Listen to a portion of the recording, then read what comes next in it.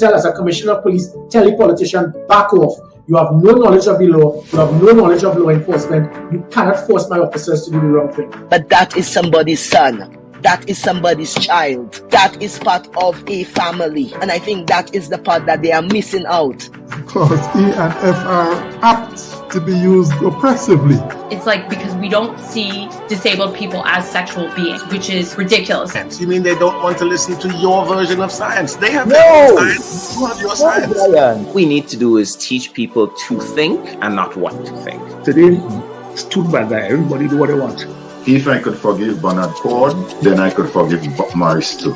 And today, on this day, I no more have anything in my heart for what he did. The education system has to be very fluid and dynamic because we're living in very different and changing times. Treating all your citizens equally, all your citizens fairly, recognizing each group, not discriminating against one or the other.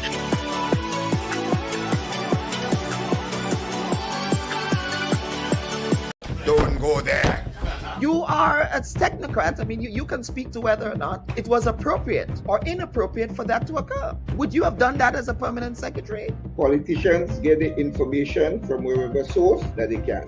That's going to be the extent of your answer. Yeah. Don't go there. There's a lot of noise around the data protection bill that, in my respectful view, is not warranted. I was one of those making noise, and it's simply because I was concerned about that specific section 33. Don't go there. Are you going to be offering yourself up as political leader of the party? I see you've called me here for much more than diplomatic passports. I don't mind that. Don't go there. What is the relationship like between you and your leader, Dr. Mitchell, your boss, Dr. Mitchell? I'm not sure how to explain how to answer this question at this time. I prefer not to answer. Don't go there. They said that you approached the bank for the loan before the election and that it only materialized after the election. There are also conflicting reports around the quantity of monies that were received. What is the reality here? People try to extort the truth and to make all kinds of things about it. I just stay quiet. So if you notice, I was really and truly quiet about the whole matter. Well, except with not with the New Today newspaper. The New Today newspaper reported on this. So I'm not too sure you were quiet on this. Go ahead, Honorable. Go ahead. Well, I'm just trying to answer your question, right? Don't go there. I think we just spoke at length about the regularization framework. So yes, we did. Let us talk. Let us talk, Prime Minister. Let us talk about the workers who are dismissed. The Bubb Report. We go there. Should your loved ones pass on?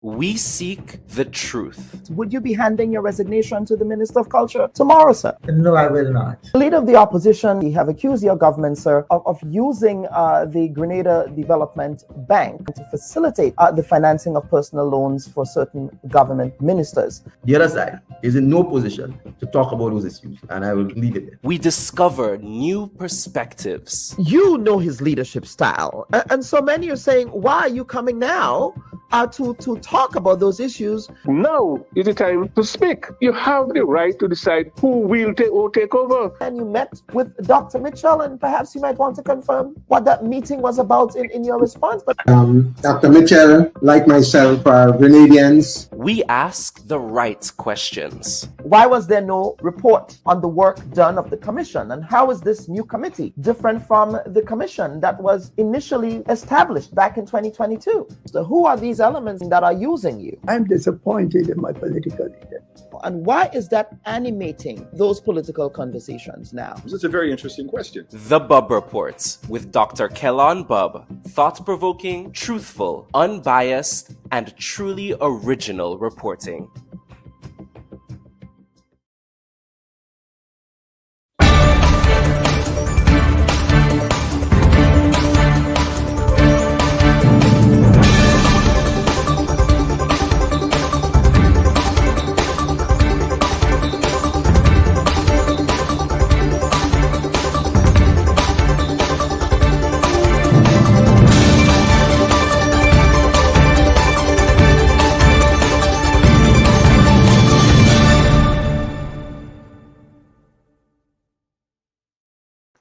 Viewers and listeners, a pleasant good morning and welcome back to this week's edition of the Bubb Report Of course, as I said last week, I was away on conference business in Denver, Colorado, attending the annual National Communication Association conference, where I had many committee duties as well as research obligations in advance of my own personal and professional work as an academician and as a professor here in the DC area. Of course, we want to welcome you, of course, back to this week's edition of the program.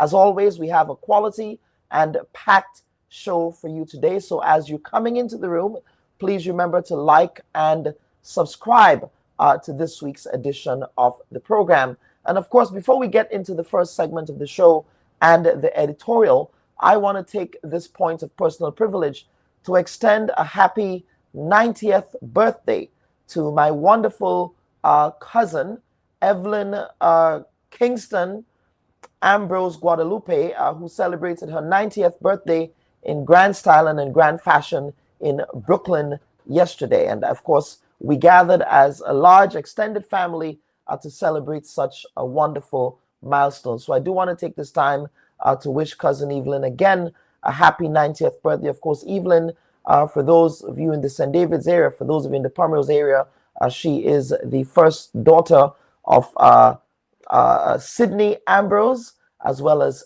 Ethel Kingston Ambrose. Ethel, of course, was my cousin as well, my great cousin, who I had the privilege of knowing as a child growing up. So I want to take this time again to wish cousin Evelyn the very best as she celebrates her 90th birthday and this season of abundance and prosperity for her. Of course, and before we get to the editorial today as well, I want to again take this time to congratulate a media colleague, Callistra Faria, and WPG 10 Television for the stellar coverage they provided to the national community with respect to the just concluded general elections in St. Vincent and the Grenadines. And of course, we'll be having Callistra later in the program to discuss her coverage there. Now, let us get into the editorial. Now, some folks may not be pleased with this week's editorial, but this is what we do here on the Bubb Report. We call balls and strikes irrespective of who irrespective of who, doesn't matter who it is, we have to call balls and strikes. Under any type of administration in Grenada, we have to call things out as we see it. Now, this week's editorial takes a direct aim at Grenada's Minister for Carriacou and PT Martinique Affairs, now who issued a threatening ultimatum to the Grenada Informer newspaper over a story that he claimed was inaccurate. Of course, our background reporting tells us that the reporter who wrote the story is claiming that his version of the story is what was accurate. Now, the minister didn't seem to want to present his side of the story to the newspaper so that the newspaper can update their story, but instead ordered them to remove the story altogether. Regrettably, the management of that newspaper complied. As I understand it, it was not the editor of the newspaper who complied, but the management of the newspaper who complied. It therefore causes us to ask, did any financial factors play a role in determining why they responded in the way that they did? And are financial considerations an affront to the practice of press freedom in Grenada? Now, that aside, Andrews, who shares membership with the NDC with former Prime Minister Tillman Thomas, a man who was jailed for upholding the values of press freedom, joins a not so admirable hall of fame of Grenadian politicians who have historically intimidated the media. Now, in the Gary era, Sir Eric Gary demanded that Radio Grenada at the time re-edit stories to be skewed in his favor, and would at times call the reporters directly and making demands that they remove stories or face his authoritarian wrath at the time. Similarly, the Grenada Revolution, under its admired but feared leader, Maurice Bishop, ruthlessly crushed press freedom, even to the point of jailing 3 prominent journalists, Tillman Thomas, Leslie Pear, and Alistair Hughes. Now, Bishop often harassed Mr. Hughes and accused the great Grenadian and Caribbean journalist of trying to destabilize his regime by writing about Grenada for the foreign press. Of course, Bishop temporarily banned Hughes from traveling abroad while the government allegedly audited his taxes and was forced to close Hughes's newspaper, the Grenada Newsletter, at the time. Okay. Bishop also closed the Trinidadian-owned Torchlight newspaper and a Catholic Church newsletter shortly after taking power in March of 1979. And he later went on to accuse Hughes of being closely linked with the CIA and issued a press law in June 1981 banning the printing of private newspapers in Grenada for a year. Police also seized Alistair Hughes's car for several months and disconnected his telephone. And of course, then came press intimidation under the leadership of former Prime Minister Dr. Keith Mitchell. And the late George Grant spoke in great detail to this intimidation that he received. Now, I can personally also offer anecdotes of calls made to my former workplace owing to an oil and gas story that I published back in the early 2000s that didn't find favor with the then leadership in Grenada. Of course, Prime Minister Deacon Mitchell, during the last election campaign, promised that he will allow the press to operate freely without fear and intimidation. This move by one of his ministers is certainly not in keeping with this promise. Prime Minister, in the last campaign, you singled out the Bubb report. You also singled out Calistro Faria and GBN's Beyond the Headlines as holding your feet to the fire. And you said, in fact, that you would only appear on these programs because your opponent at the time, Dr. Mitchell, will not do the same. Prime Minister Deacon Mitchell, I therefore urge you to urge your ministers to uphold the promise of press freedom that you promised in the campaign. Folks, this is the Bubb Report. We'll be right back after this message with our first segment of the day. Please stand by for this. Welcome back to this week's edition of the program. Now, Latin and ballroom dancing, by their very nature, is a fun and liberating activity. Now, the combination of music, rhythm, and physical expression creates an immersive experience that naturally draws your attention away from daily worries. Now, it is difficult to hold on to the stresses of the day when you're twirling around the dance floor, completely absorbed in the music and the movement.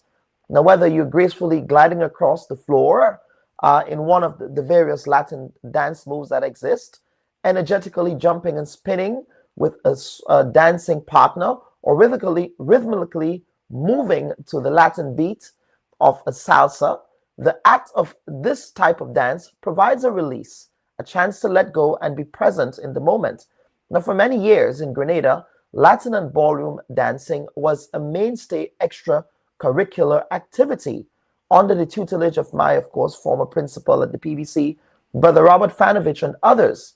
However, one group of Grenadians at home and abroad in the diaspora are attempting to revive this favorite Grenadian pastime by hosting the inaugural Latin Dance Fusion Festival that's happening from December 5th to 7th, 2025 at the Grenada Youth Center.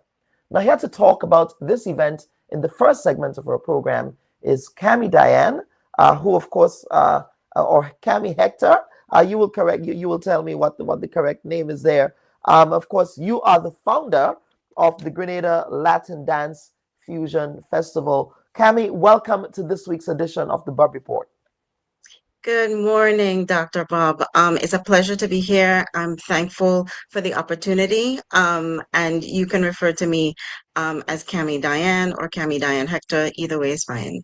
Excellent, excellent. So, Cami, of course, we have this activity coming up in Grenada in December. But even before we get into this, talking about this event, I really wish I could have been there for that, because Latin dance is something that I enjoy.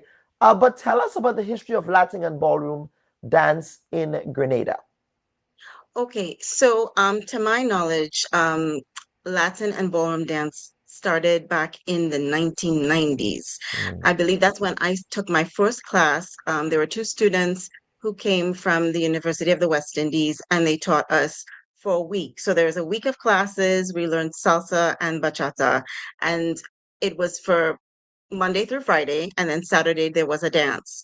And I was really just so amazed by it, how it affected me mentally, how it affected me physically, the people that I met, the camaraderie of the students. And it was something that I knew I wanted to do for an extended period of time.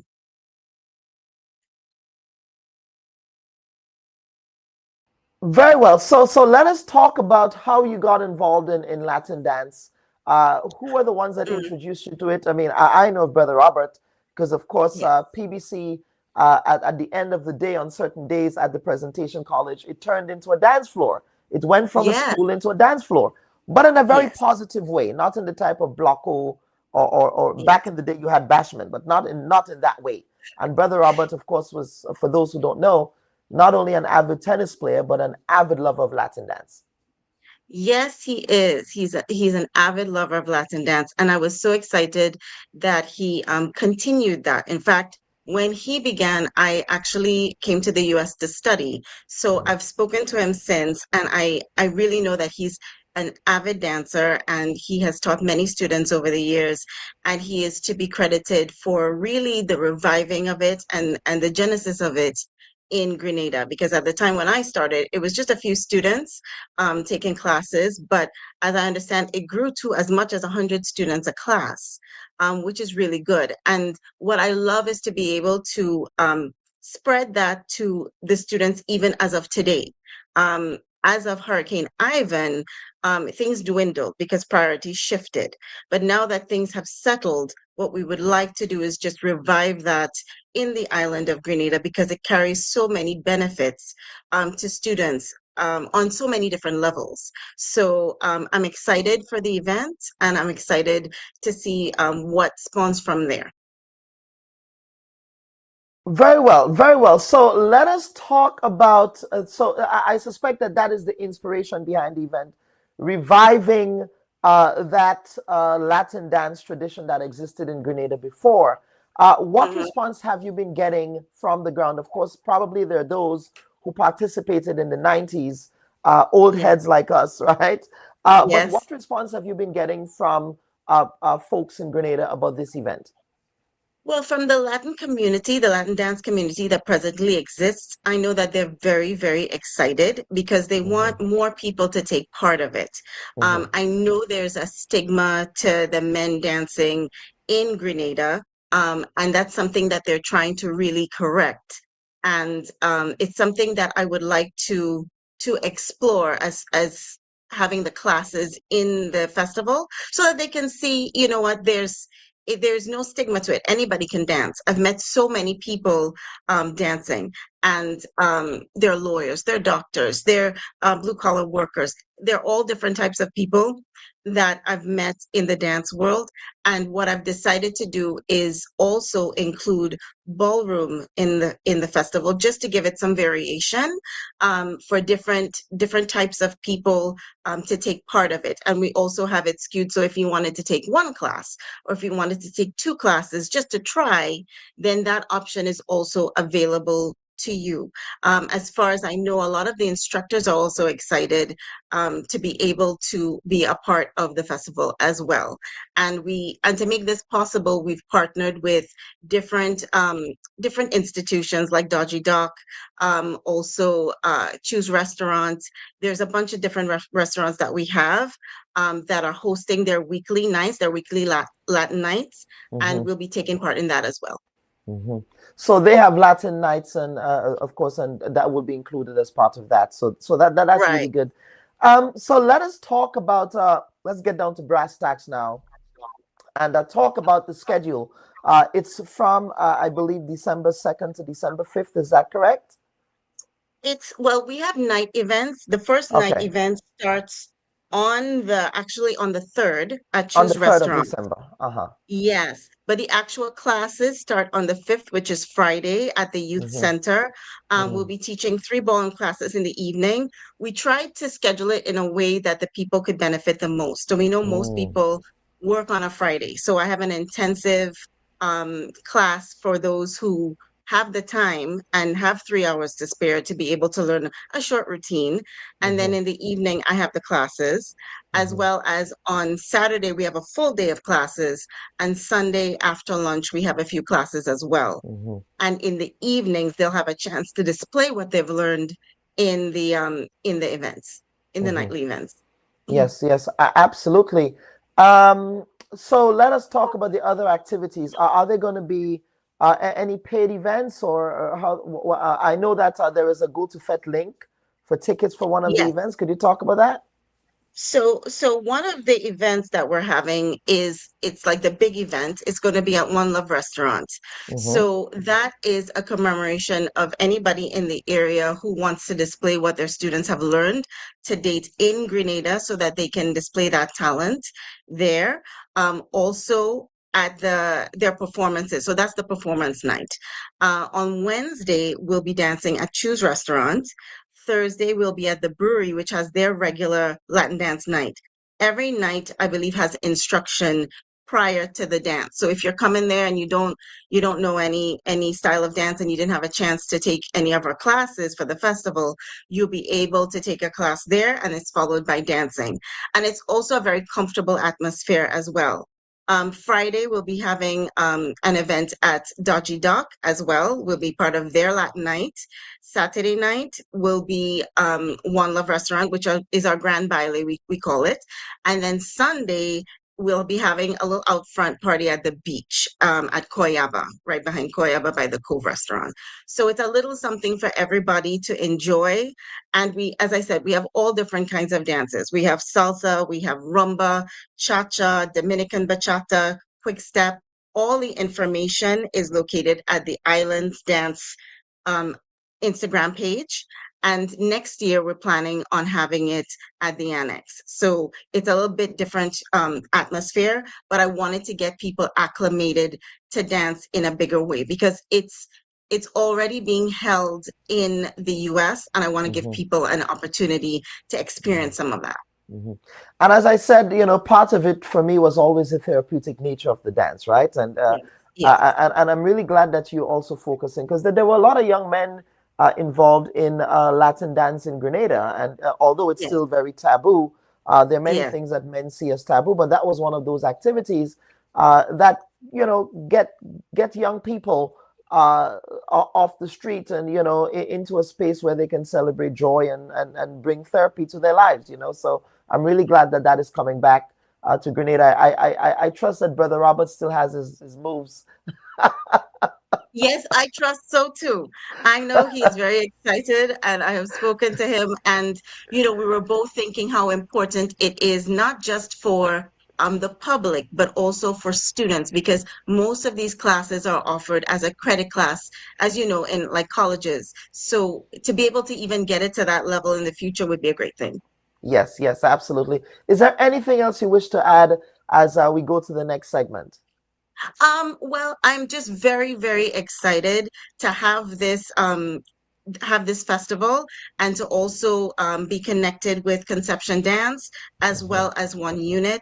I want to thank everyone who is going to be a part of the festival, and I just want people to come on out and experience it. You may like it, just try it.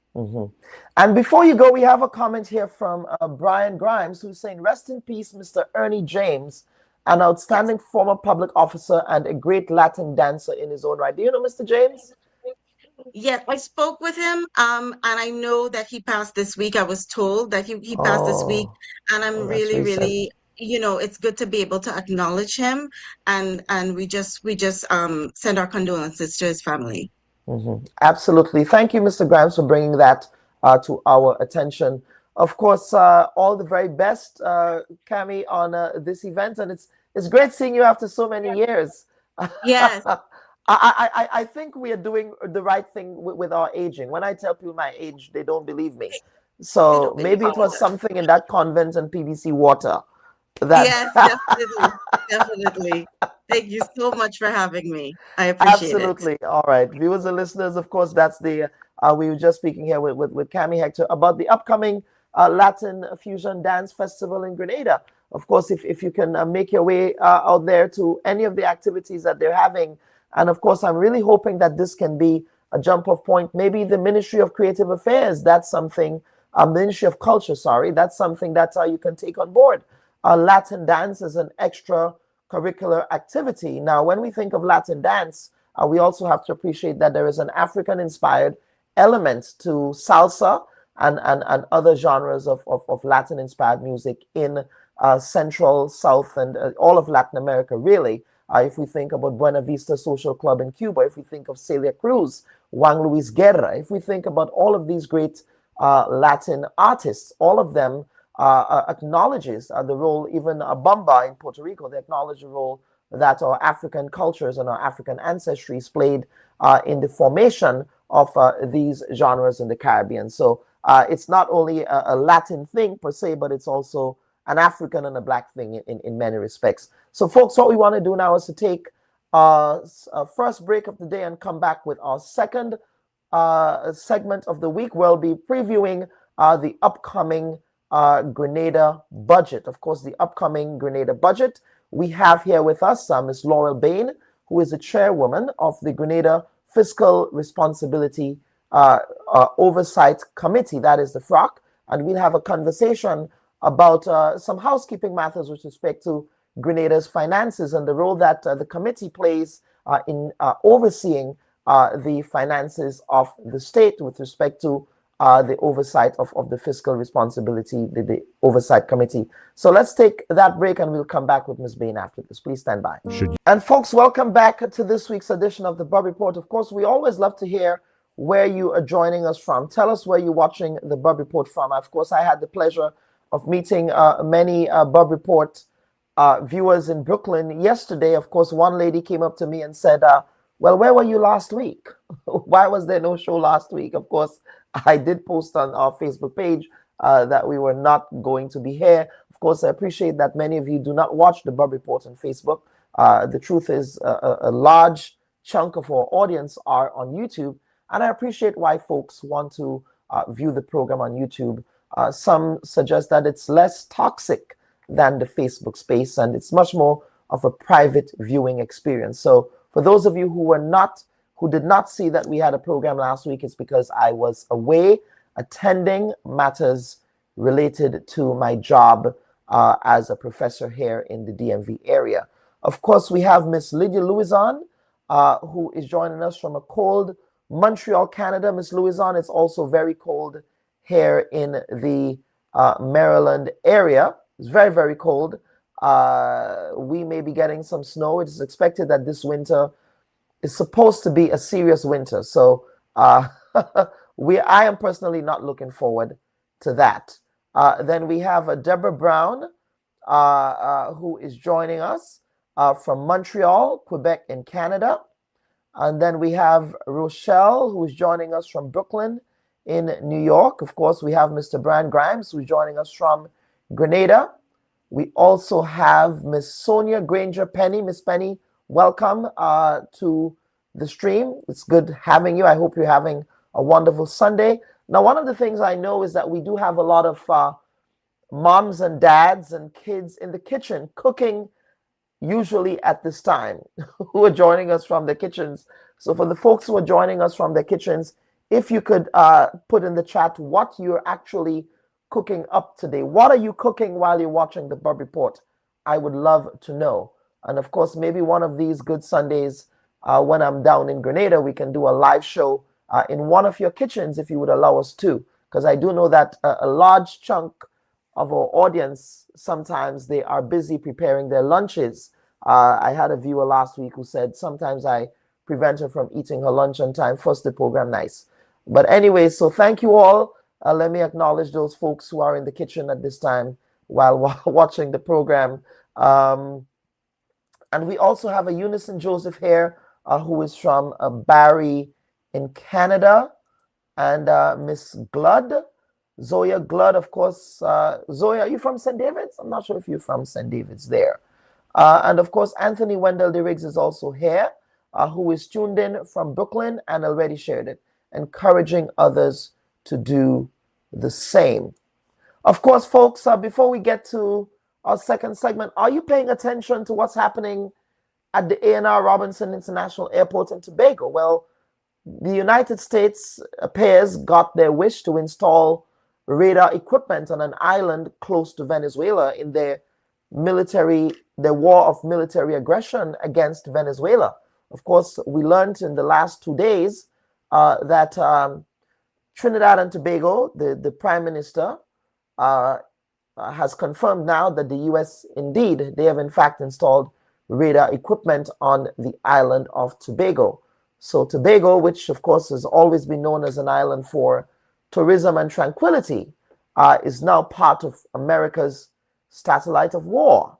And the question we have is, the Prime Minister of Grenada said that he was thinking about the decision whether or not to accept the U.S. request. Does it mean now that he has not accepted the request? Does it mean that the U.S. has backed off? And does it mean that if the Prime Minister is going to be saying no, what consequences will befall Grenada? Of course, we know who is the occupant in the White House, and we know of this man's behavior. So should Grenada be bracing for impact at this time, folks? We want to hear your thoughts on that question as well. So what we're going to do, folks, right now is to get on with the second segment of the program. Now, as the Grenada government readies itself to read the 2026 estimates of revenue and expenditure this week, we will discuss the state of the country's finances with the chairwoman of the Grenada Fiscal Resilience Oversight Committee. Of course, the FROC, or as it's called, comprises 5 members who were appointed by the Governor General upon the nomination of the Committee of Privileges of Parliament. 4 of these members are nominated in consultation with the Director of Audit, while the 5th member is nominated on the advice of the Governor of the Eastern Caribbean Central Bank. Now, the FROC meets at least 4 times a year or as necessary to permit prompt deliberations on matters under its purview. Now, in accordance with the legislation, the FROC carries out the following responsibilities. 1, it monitors, assesses, and reports on the implementation of the Fiscal Responsibility Act and advises on measures that will ensure compliance with the Act. 2, it prepares an annual report on the status of implementation of the FRA. 3, it provides a written assessment to the Ministry of Finance on the draft of the medium-term fiscal framework. It then prepares a statement on the impact of any supplementary budget in compliance with the fiscal rules and targets in the FRA. Now, in the event of the activation of Section 9 of the Fiscal Responsibility Act, it is mandated to prepare a written assessment on compliance with the Fiscal Responsibility Act and the adequacy of proposed measures to facilitate compliance with the Act. At this time, we want to welcome Ms. Laurel Bain back to the Bubb Report. It's always a pleasure having you here on the program, ma'am. Welcome again to the Bubb Report, Ms. Bain. Thank you very much, Dr. Bubb, and good morning to all our viewers and listeners. It's a pleasure to be here as chair of the Fiscal Resilience Oversight Committee. Yes, absolutely. So, Ms. Bain, I just sort of gave an overview of the mandate of the committee. Is there anything else you wish to add with respect to what I did, if I did not add anything in the intro that you think our audience needs to know? Yeah, thank you. I will just add, you did a good preview of, the mandate of the Fiscal Resilience Oversight Committee.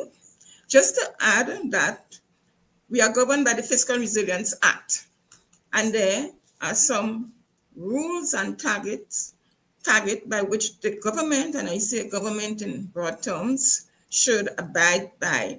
And I will here identify the rules and target. Rule number 1, the wage bill of the central government should be no more than 13% of GDP. Mm-hmm. The central government should generate a primary balance surplus of no less than 1.5% of GDP. And there is a targeted debt to GDP ratio of 60% to be achieved by 2035. So these are the targets. It provides a guide to which we monitor compliance under the Fiscal Resilience Act.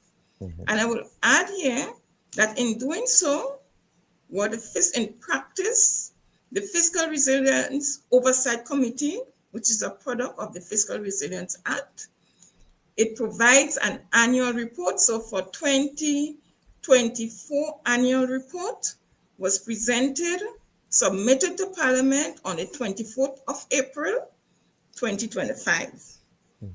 It also reviewed the medium-term fiscal framework 2026 to 2028 and presented its written report to the Permanent Secretary, Ministry of Finance on the 22nd of July, 2025. There was no supplementary appropriation bill during the year. As part of its ongoing monitoring of compliance with the Act, the Fiscal Resilience Oversight Committee also prepares what we call a compliance statement on government's compliance with the Act during the year. One compliance statement was prepared in June based on data and information as at the end of May. In terms of the fiscal and debt situation, most of the information is guided or could be derived from the medium-term fiscal framework 2026 to 2028, which the FROC thoroughly reviewed and provided comments to the Ministry of Finance. So that is, to capture the total. Yeah, so correct. So I had an opportunity to review, to read the report almost in its entirety. But of course, some of the, and of course you reference one of them, and that has to do with the current debt to GDP ratio. But there are other issues that stood out to me that I want us to have a conversation about. So let us talk about progress. Let us talk about progress with respect to the current debt to GDP ratio. I believe it is at 73%, if I'm not mistaken. But what recommendations have you made to government? Of course, the recommendations are in the report. But what recommendations have you made to government with respect to the country's debt to GDP ratio? Okay. And this is a very important question or comment, because one of the prime objectives of the Fiscal Resilience Act is to ensure that debt sustainability is achieved and maintained. And this is guided by the fiscal target that says the debt to GDP ratio of 60% must be achieved by 2035. So therefore, the debt sustainability and the debt position is like a path. You are moving to a target. In terms of the current debt situation, I will just put it a bit into perspective. Presently, it is in 2024, the debt to GDP ratio was about 72% of GDP. In 2023, it's when it was about 73% of GDP, 73, 74. So in 2023, in terms of the debt to GDP ratio, it would have been between 73, 74% of GDP. At that time, the total debt would be of approximately 2.7 billion in terms of the total debt. Now, between 2024 and 2023 and the end of 2024, there was some additional borrowing.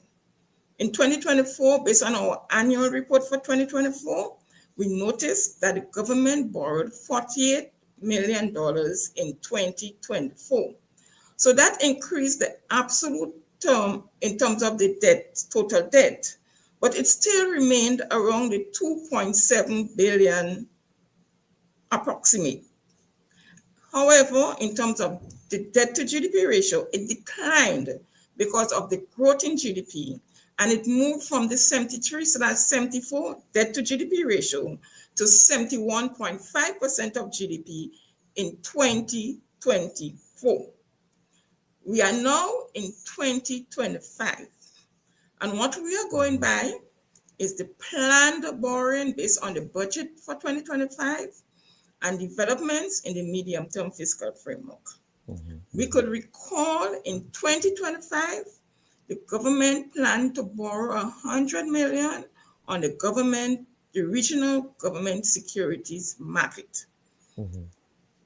When we look at the budget developments in 2025, we know that the budget is operating, or the fiscal performance is within the budget. Therefore, in 2025, there may be borrowing, there will be borrowing, but it would bring the debt to GDP ratio, if borrowed to the maximum identified in the budget, to approximately 2.8 million. And in so doing, the debt to GDP ratio is not, as GDP is increasing, is not expected to move any significantly higher than the 71.5% debt to GDP ratio. In fact, it should be lower than the 71.5% debt to GDP ratio. So as of 2025, and I'm making the distinction, as of 2025, the total debt is approximately 2.7 to 2.8 billion, and the debt to GDP ratio would be approximately 70 to 71%. And now, in that line, at that point, we could say, and based on the focus 10, you could say the debt, and I'm saying as of 2025, on the path to achieving the debt to GDP ratio by 2035. Now, Ms. Bain, I want to reference, before we get into the 2024 report, and of course, I would press you on whether or not those recommendations, the committee advanced 6 recommendations, and we want to examine them line by line. Of course, that was from the 2024. I suspect that the 2025 report will be coming soon. So, of course, we're going to be doing some crosstabs to see, by way of consistency, if those recommendations are the same. But some things stood out to me, Ms. Bain, in the 2024 report. And one of them has to do with statutory bodies in Grenada and their lack of compliance with submitting audited financial fiscal reports on time. And of course, the FROC, you proposed penalties for those who fail to do so. Can you articulate the challenges that you've seen in that area? What has accounted for statutory bodies not submitting those reports, those audited fiscal reports on time? And what are the implications of not doing so? Okay, and I will stress more the implications of not doing so.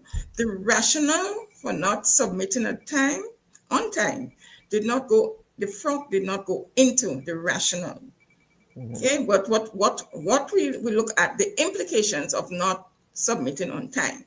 And let me just give the context. The FROC, the Fiscal Resilience Oversight Committee, has provision for, in relation to the monitoring of statutory bodies and state-owned enterprises. The debt target to be achieved by 2035 is the total public debt. The total public debt consists of the central government debt and that of statutory bodies and state-owned enterprises. So we need to get, in order to ensure that we are on target, we need to have comprehensive information. Now, the statutory bodies and state-owned enterprises submit information to the Ministry of Finance, which they use to assess their performance. However, the Fiscal Resilience, the Public Finance Management Act requires the submission of audited accounts to Parliament. And it's in this regard that we request, and I will go to the request.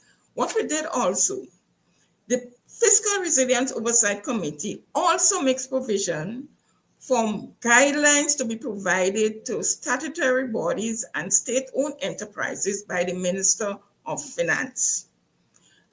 Guidelines have been provided. There is a comprehensive report handbook for statutory bodies and state-owned enterprises. The Fiscal Resilience Oversight Committee examined that handbook. And within that handbook, we noted that arrangements or provisions are made for penalties to statutory bodies and state-owned enterprises for not submitting quarterly reports to the Ministry of Finance, quarterly and other financial statements to the Ministry of Finance. In so doing, and noting that there are delays in the submission of audited reports to Parliament, the FROC deliberated, considered, discussed the issue in detail, and how we could put forward a recommendation to encourage the statutory bodies to submit reports to Parliament, knowing that we don't have authority over to give guidelines to statutory bodies. So the recommendation is framed, carefully framed, to say that the FROC recommends that a framework be established for the imposition of penalties on statutory bodies and state-owned enterprises for not submitting their reports. We included the framework to give, leeway so that a procedure could be established rather than saying directly to impose the penalty. And it was discussed thoroughly within the FROC, knowing our mandate and considering the provisions of the Act. Ms. Bain, I do want to continue with this because in the report you said that's the FROC, and when I say you, I mean the FROC. FROC notes that there is the potential for conflict between the exercise of this ministerial authority, and that is, of course, the ministerial authority of the minister over the statutory bodies, and the governance authority ordinarily exercised by the board of directors of statutory bodies and state-owned enterprises. Can you talk about that potential of conflict of interest there, and what does that have to do with the compliance with respect to the submission of those fiscal reports? It was that, okay, we know that, and we know that recommendation, and what we recommended that it should be carefully managed, and that recommendation was related to the provision that the minister should provide guidelines to the statutory bodies and the state-owned enterprises. And it is in that context, that the minister could provide guidelines to the statutory bodies and state-owned enterprises. And noting that there is a board of directors, in that context, it was highlighted and said it should be carefully managed. Okay. And let me just add something, the implications of in terms of the non-submission of the accounts. Yes, let's talk about those implications, please. Yes. We received data from the Ministry of Finance, the FROC, when I said we, on the debt of the statutory bodies and state-owned enterprises. They're sending quarterly data, and a series has developed. However, we see the audited account as a mechanism for providing the FROC with an anchor to ensure that we are correctly analyzing the debt situation, which is an important target in the Fiscal Resilience Act and is closely monitored by the FROC. Now, let us also talk about, and sticking to reports, because I do want to get on to the other recommendations. Let us talk about delays with respect to the publication of timely monthly and quarterly reports that is from central government now, and the challenges there. Have you been having, or rather, I should frame this by saying, what mandate does FROC have in seeking to inquire as to why those reports are not being submitted in a timely manner? Okay, thank you for that. No, the Fiscal Resilience Act is expected to be read in conjunction with the Public Finance Management Act and the Debt Management Act. Both acts, the Fiscal Resilience Act requires, we call it fiscal transparency under that concept, that information is provided to the public on policies, on the execution of the budget, the public finances. So under the concept of fiscal transparency, which we define as providing timely, regular, comprehensive information to the public, we examine the reports that are presented to the public. The monthly fiscal summary report is not one of the legislated required report. However, the Fiscal Resilience Oversight Committee reviews the report. We note its comprehensiveness. We see it as an important source of timely information.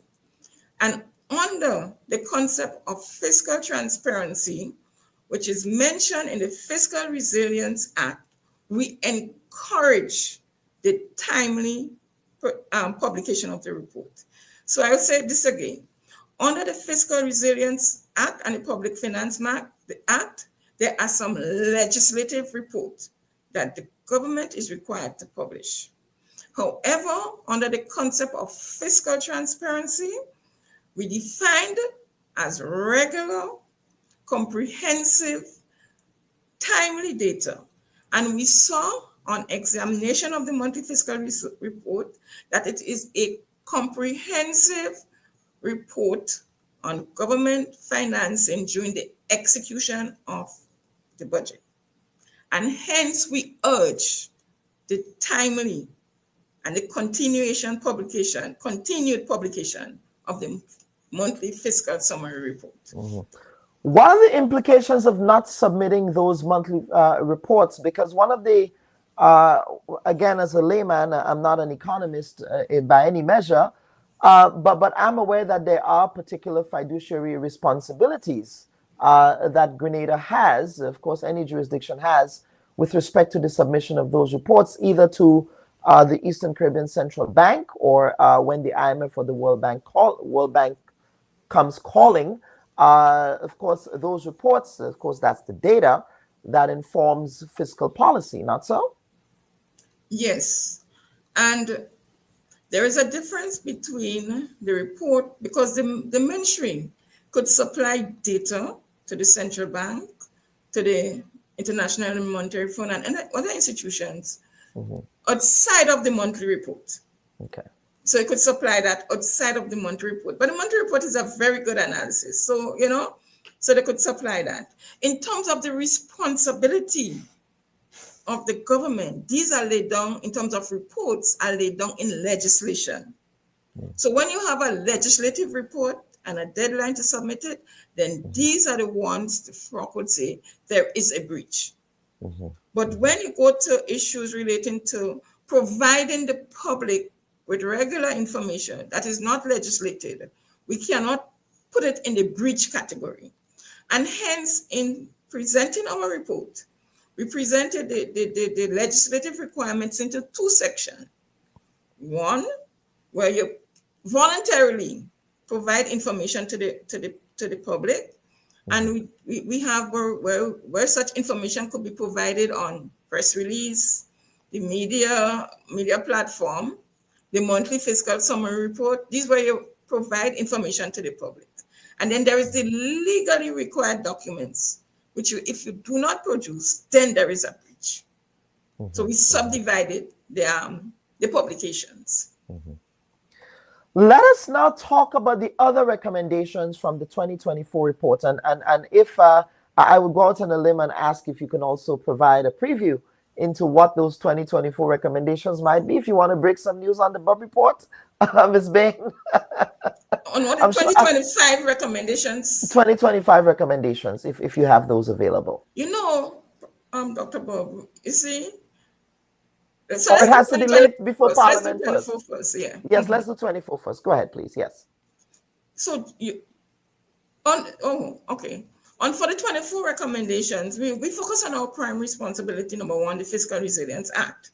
And we have had some key recommendations in that section relating to, and I just highlight the most important one, the wage bill, two, the primary balance, 3, the suspension clause, and 4, the Fiscal Resilience Oversight Committee itself.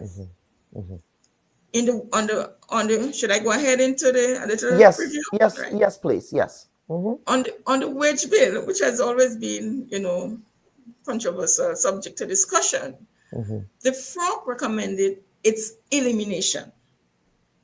And the position is that, 1, the government has to provide goods and services to the population, and no matter if there is a wage bill or not, it will be provided, even if you have to find alternative mechanism of providing the services. And if we recall, the wage bill rule was previous to the 13% cap that exists now, it was 9% of GDP.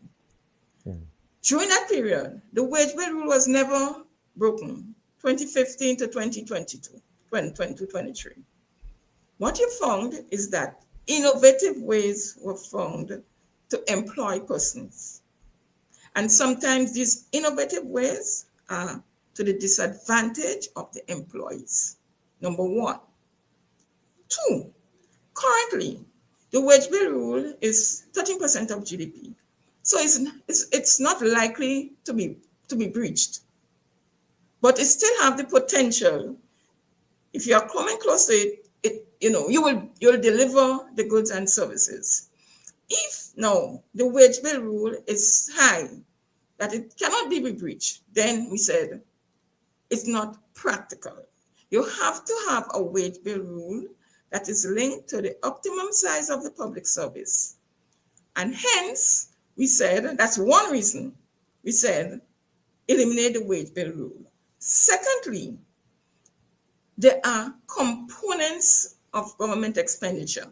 The wage bill, goods and services, transfers and subsidies, interest payments. And any of these could put a stress on government finances. So therefore, thirdly, there is a primary balance rule which says the government must generate a surplus, minimum 1.5% of GDP.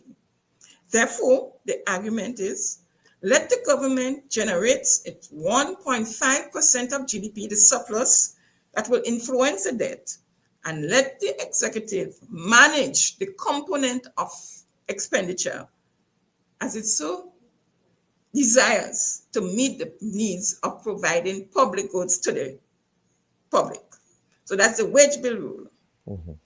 Then we had the primary balance rule, 1.5% of GDP that the central government must generate. At the time of the establishment of the rule, the debt, and that is to achieve the reduction in debt. At the time of the establishment of the rule, central government comprised approximately 80% of the total public debt. So the rule was appropriate in the sense that the central, because of the dominance of the central government debt, the government could generate primary surpluses to affect the total debt. However, if government policy changes, the composition of the total debt could change. Debt could be absorbed by public enterprises and reduce the relationship between the central government and those by statutory bodies and public enterprises. And hence we request that that be reviewed in terms of possibilities of changing the structure or the composition of the public debt. The other one was relating to the suspension clause, which requires the suspension of the debt target during certain conditions, because the Fiscal Resilience Act gives you conditions when you could suspend the primary balance rule and the debt target. And the FROG argument is that the debt target is to be achieved by 2035, and therefore what should be suspending is any ceiling established in terms of moving on that path to achieving the debt target. And finally, We made recommendations with regard to the Fiscal Resilience Act, Fiscal Resilience Oversight Committee. And in the immediate, we suggested that given the work of the Fiscal Resilience Oversight Committee, which increased under this new act, and the high dependence on economics in terms of the finalization of the reports, that 2 economists be included instead of the one economist. So these were the main recommendations relating to the Fiscal Resilience Act. Ms. Bain, there is something else that stands out to me here in the recommendations that was advanced. Now, you said in light of the authorization to borrow, that the government should conduct sensitivity analysis to ascertain the impact of different loan terms and conditions on the attainment of the targeted debt to GDP ratio of 60% by 2025. What was the basis of that recommendation in 2024? And does this still stand in 2025?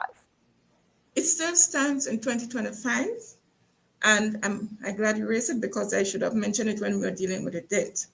In 2024, there was the loan authorization bill authorizing the minister to borrow. It was 825 million. In that context, we indicated that planned borrowing should be, the sensitivity analysis should be undertaken. And why we are undertaking the sensitivity analysis is to ensure that the borrowing does not show us off in terms of achieving the debt to GDP ratio by 2035. Sometimes the debt, economists call it debt sustainability analysis. So as we go into new borrowing, we undertake these analysis to ensure that we still remain on the path to achieving the debt to GDP ratio by 2035. So in our 2025 report, you may see, what recommendations we gave in terms of the debt. But this is what we were in 2024. Okay, I just have a follow-up to that. And the borrowing here, just to give our viewers context, that had to do with the borrowing that occurred for that supplementary budget following Hurricane Beryl. Is that correct? No. Okay. But that's different. That's different. It's different. It was to finance capital projects in 2025 and most likely beyond. And you have to know that during the Hurricane Beryl supplementary budget, there were not much borrowing at that point in time. In 2024. 2024 borrowing was minimal. So that goes beyond 2024. And that's why we couldn't focus too much on it in the 2024 report. And we said, you have to do the sensitivity analysis. Okay. So that is something that we will be following up on. But what we want to do now, Ms. Bain, before we get to the next segment, is to get to some viewer comments here. And someone is asking, my concern is why the government is not paying the debt as present. I don't think that's what the Fiscal Responsibility Oversight Committee is seeing, is it? No. Yes. No. The government is no. Right, because the debts are serviced. And then, of course, yes, correct. Gemma Bain Thomas is saying, notwithstanding there is no legislation on the timely publication of the fiscal reports, the lengthy delays in the publication does not augur well for fiscal transparency, and the Ministry of Finance needs to rectify this. I think she's pretty much echoing what you articulated earlier. Yeah. Yes. Okay, so let's get to some other comments here. Let's see. I'm trying to get to some constructive comments, folks, not the ad hominem comments. So if you have specific questions for Ms. Bain, I think it's very important that we do this program in advance. For us, this is part of financial literacy, getting a sense of where we are just in advance of the budget. Some financial housekeeping, if you will.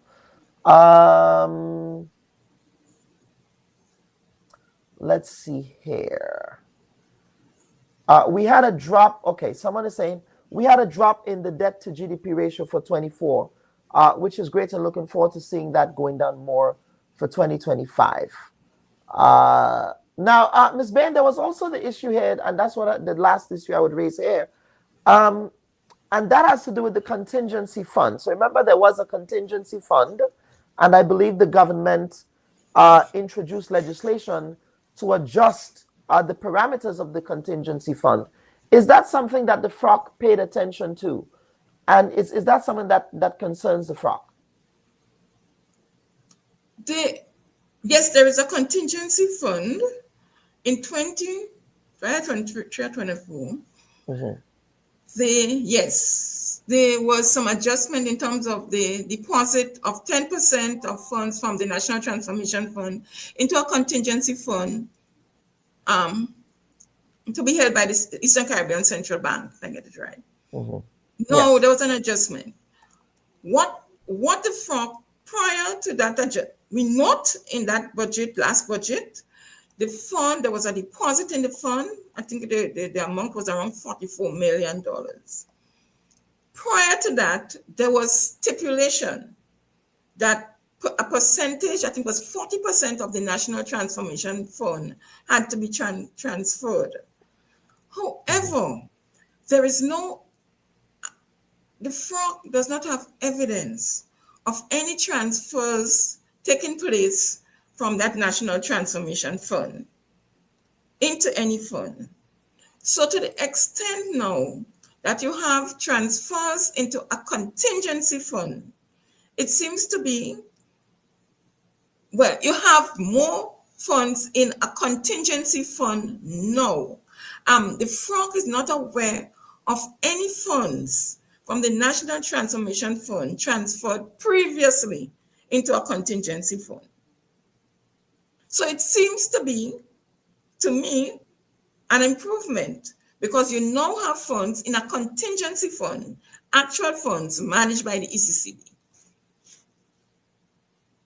So that fund is managed by the Eastern Caribbean Central Bank. Yes. So what oversight responsibility does the ECCB have with respect to how central government now manages that fund? Is there any oversight responsibility by the bank at all in that process? No. The Parliament has a responsibility to see in terms of the status of the fund. The Public Finance Management Act requires that reports be sent to Parliament on the funds. These funds that are established by Parliament. So the FROC now will ensure or follow up to ensure that these reports are sent to Parliament. And if they are not sent to Parliament, then the FROC will say there is a breach. Okay. Because it's a fund established by Parliament and the reports should be sent to Parliament. And we will follow up to see whether the funds are being sent, the reports, are being sent to Parliament. And we have one final question from Mr. Jose, because we do have to get to the next segment on the postmortem of the St. Vincent and the Grenadines elections.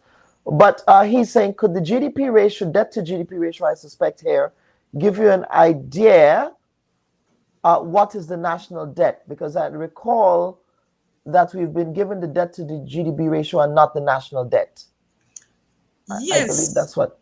Yes, it gives you, and that's why I said the national debt now would be about $2.7 billion.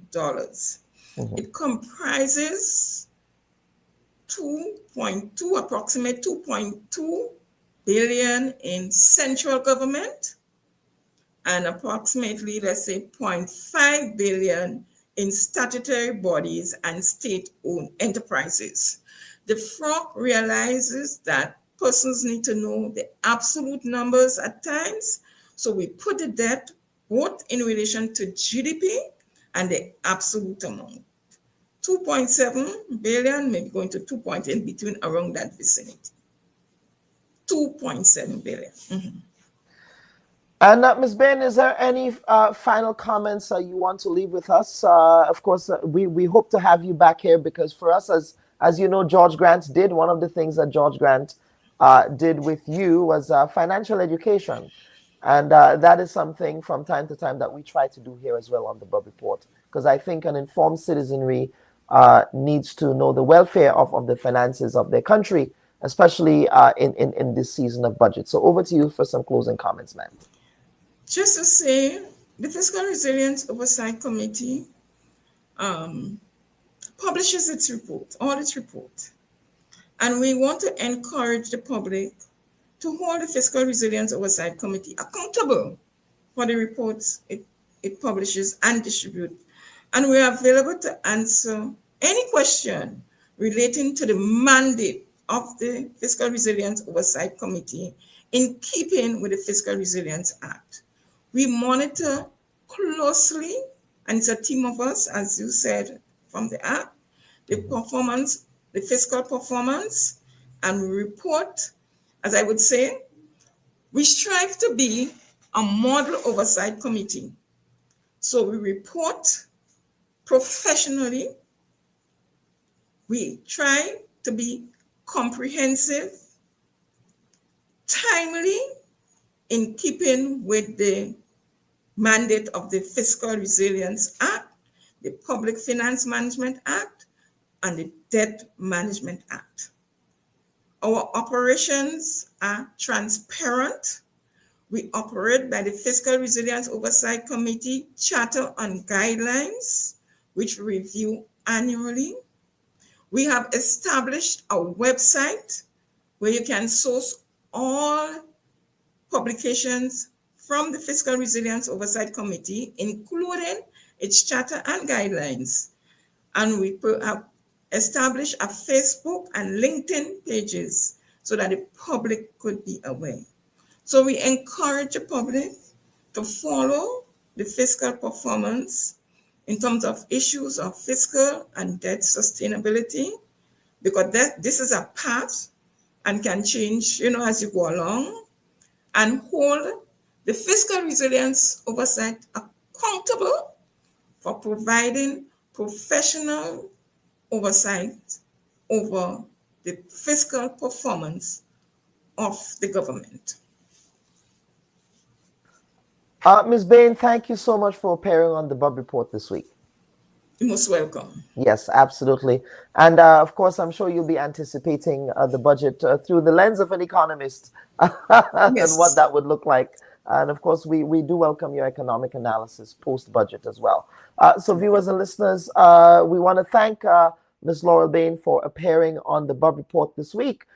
Essentially, what we were doing here is doing some financial housekeeping matters with the Fiscal Responsibility Oversight Committee in the build-up to the 2026 Grenada Budget, which will be read in the Grenada Parliament this coming week.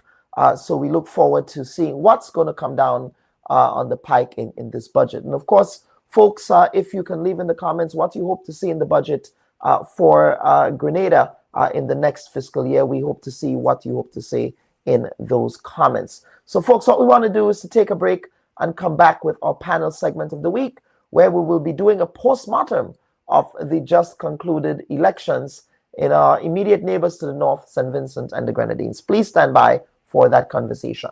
You have a wonderful wife in your life. You're not going to abandon her. There is no way that the NDP can win the elections.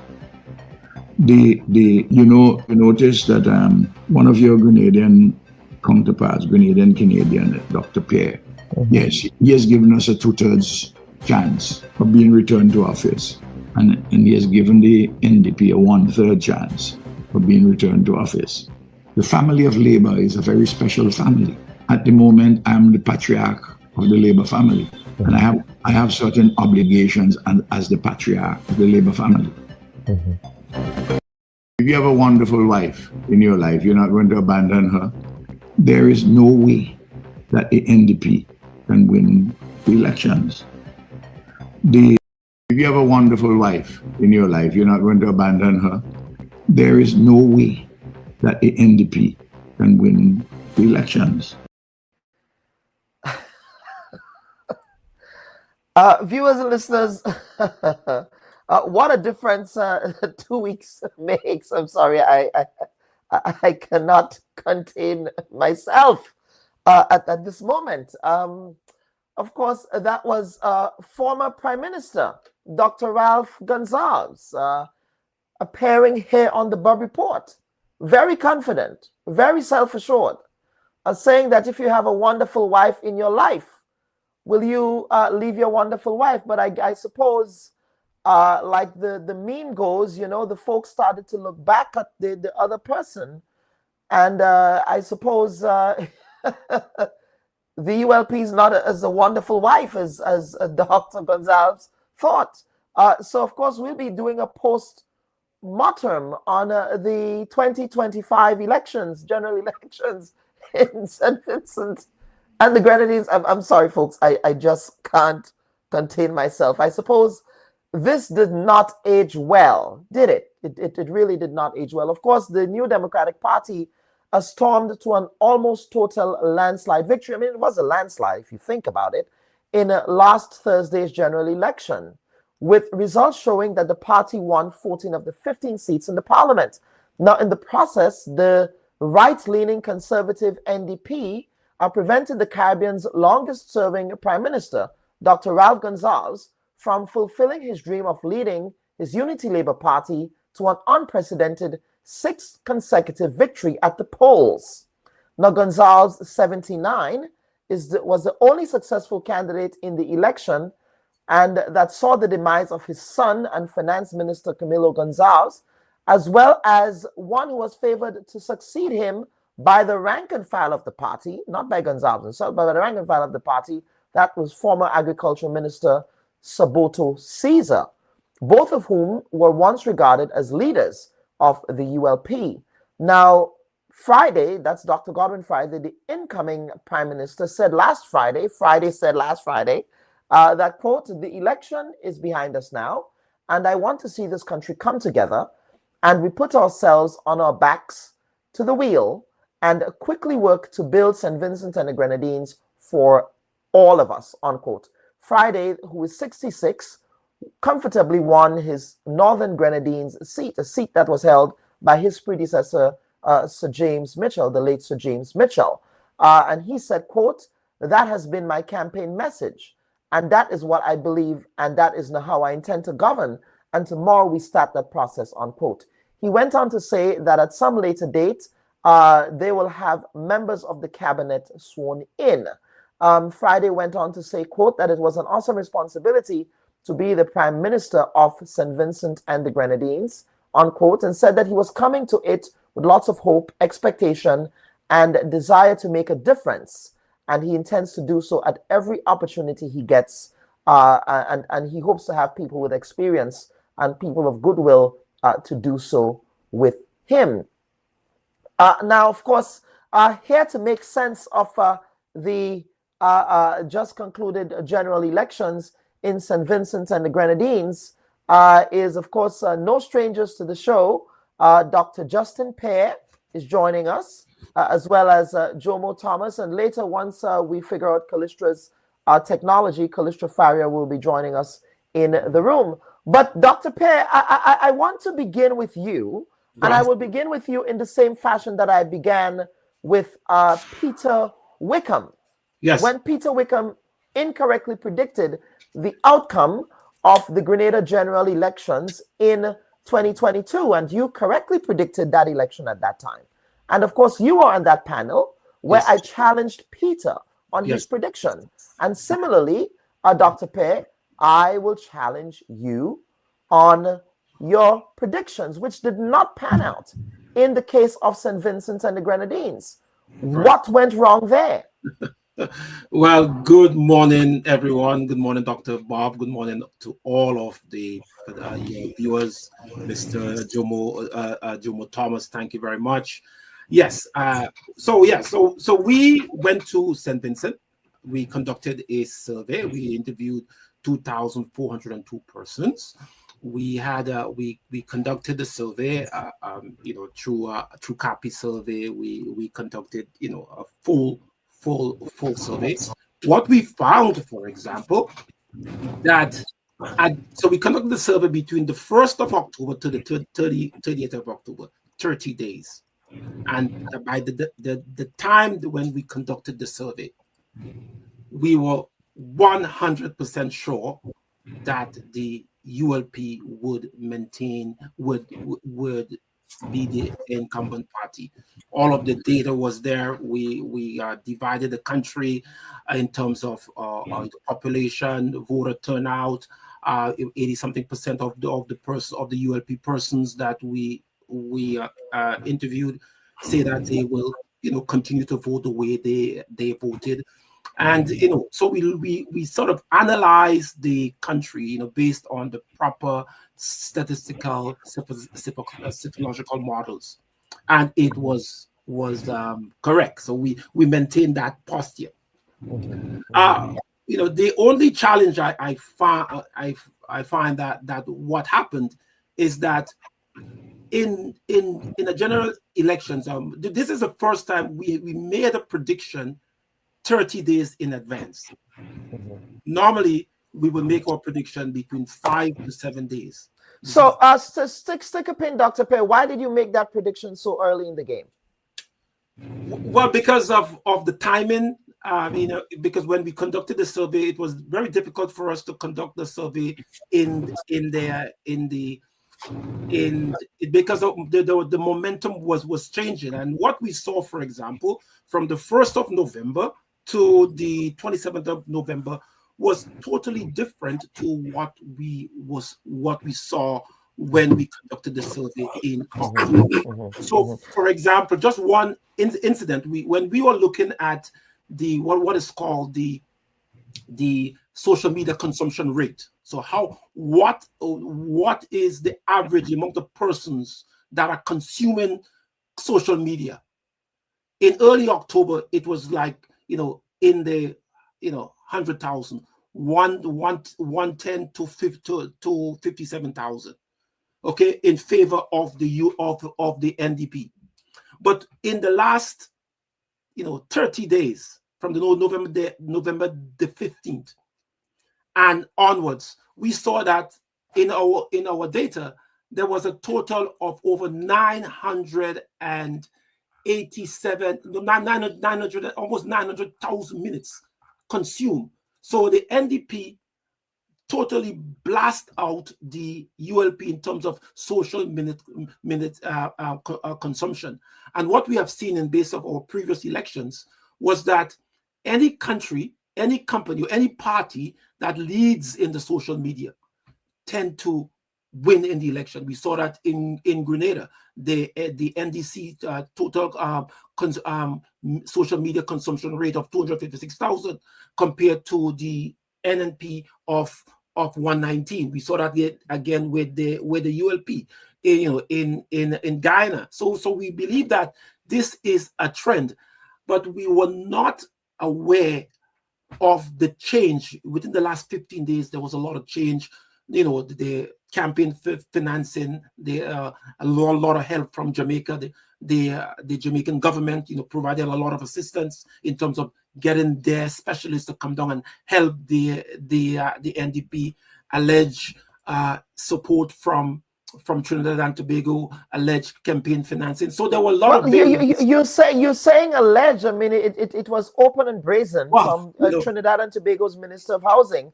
I thought the timing of his, the whole question of nepotism in relation to Ralph Gonzalez's children, the timing was quite suspect. Yes. But I want you to stick a pin, and I want to bring in Jomo.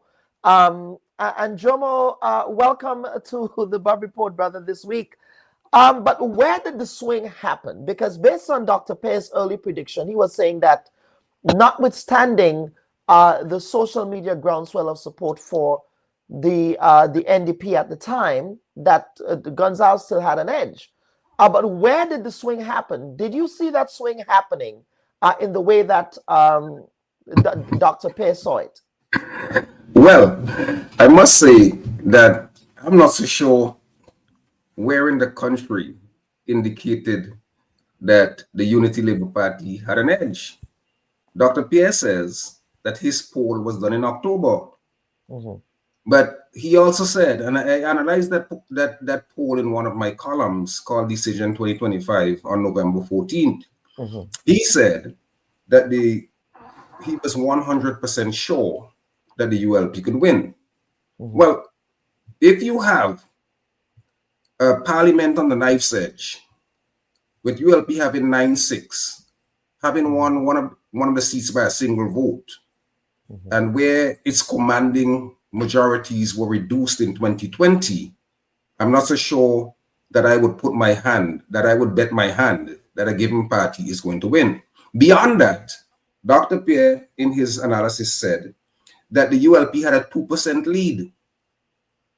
And he also said that the margin, I saw him in an interview with my dear sister, Kalistra Ferrer, that he also said that the margin of error was 2%. Well, if you have a 2% lead and a margin of error 2%, it seems to me that's dead heat. I'm not so sure why you would be so commanding that one side or the other is going to win. Yes. But I'll tell you something else. Was it August? Yes. In August, Dr. Bob, I wrote a column and I said, and I repeated it on November 14th. I said, while a ULP victory is possible, it is highly improbable. The party will lose the next election for the following reasons. And here are the reasons I cited. I said, the COVID vaccine mandate is the ULP's ticking time bomb that would cause a massive explosion on election day. I said the beautification of the NDP's electoral slate. I said in the electoral beauty contest, the recruitment of Dr. Kishore Shallow, Conroy Huggins, Shaka, Cupid, Philip Jackson, and Andrew John has made the NDP slate far more attractive. 3, ULP's nostalgia campaign is stale and destined to fail. With unemployment, underemployment, poverty, arrogance, waste of public purse, excessive borrowing, lack of accountability and transparency, and official corruption, fewer and fewer people will vote for the party because it built the Rabaka Bridge, the Argyle Airport, or made heavy investment in education.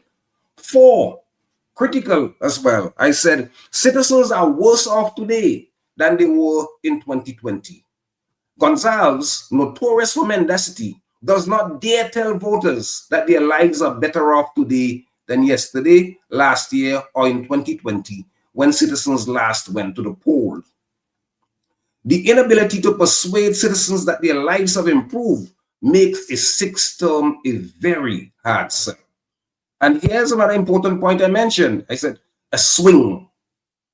There was a 5% swing away from the ULP in 2020.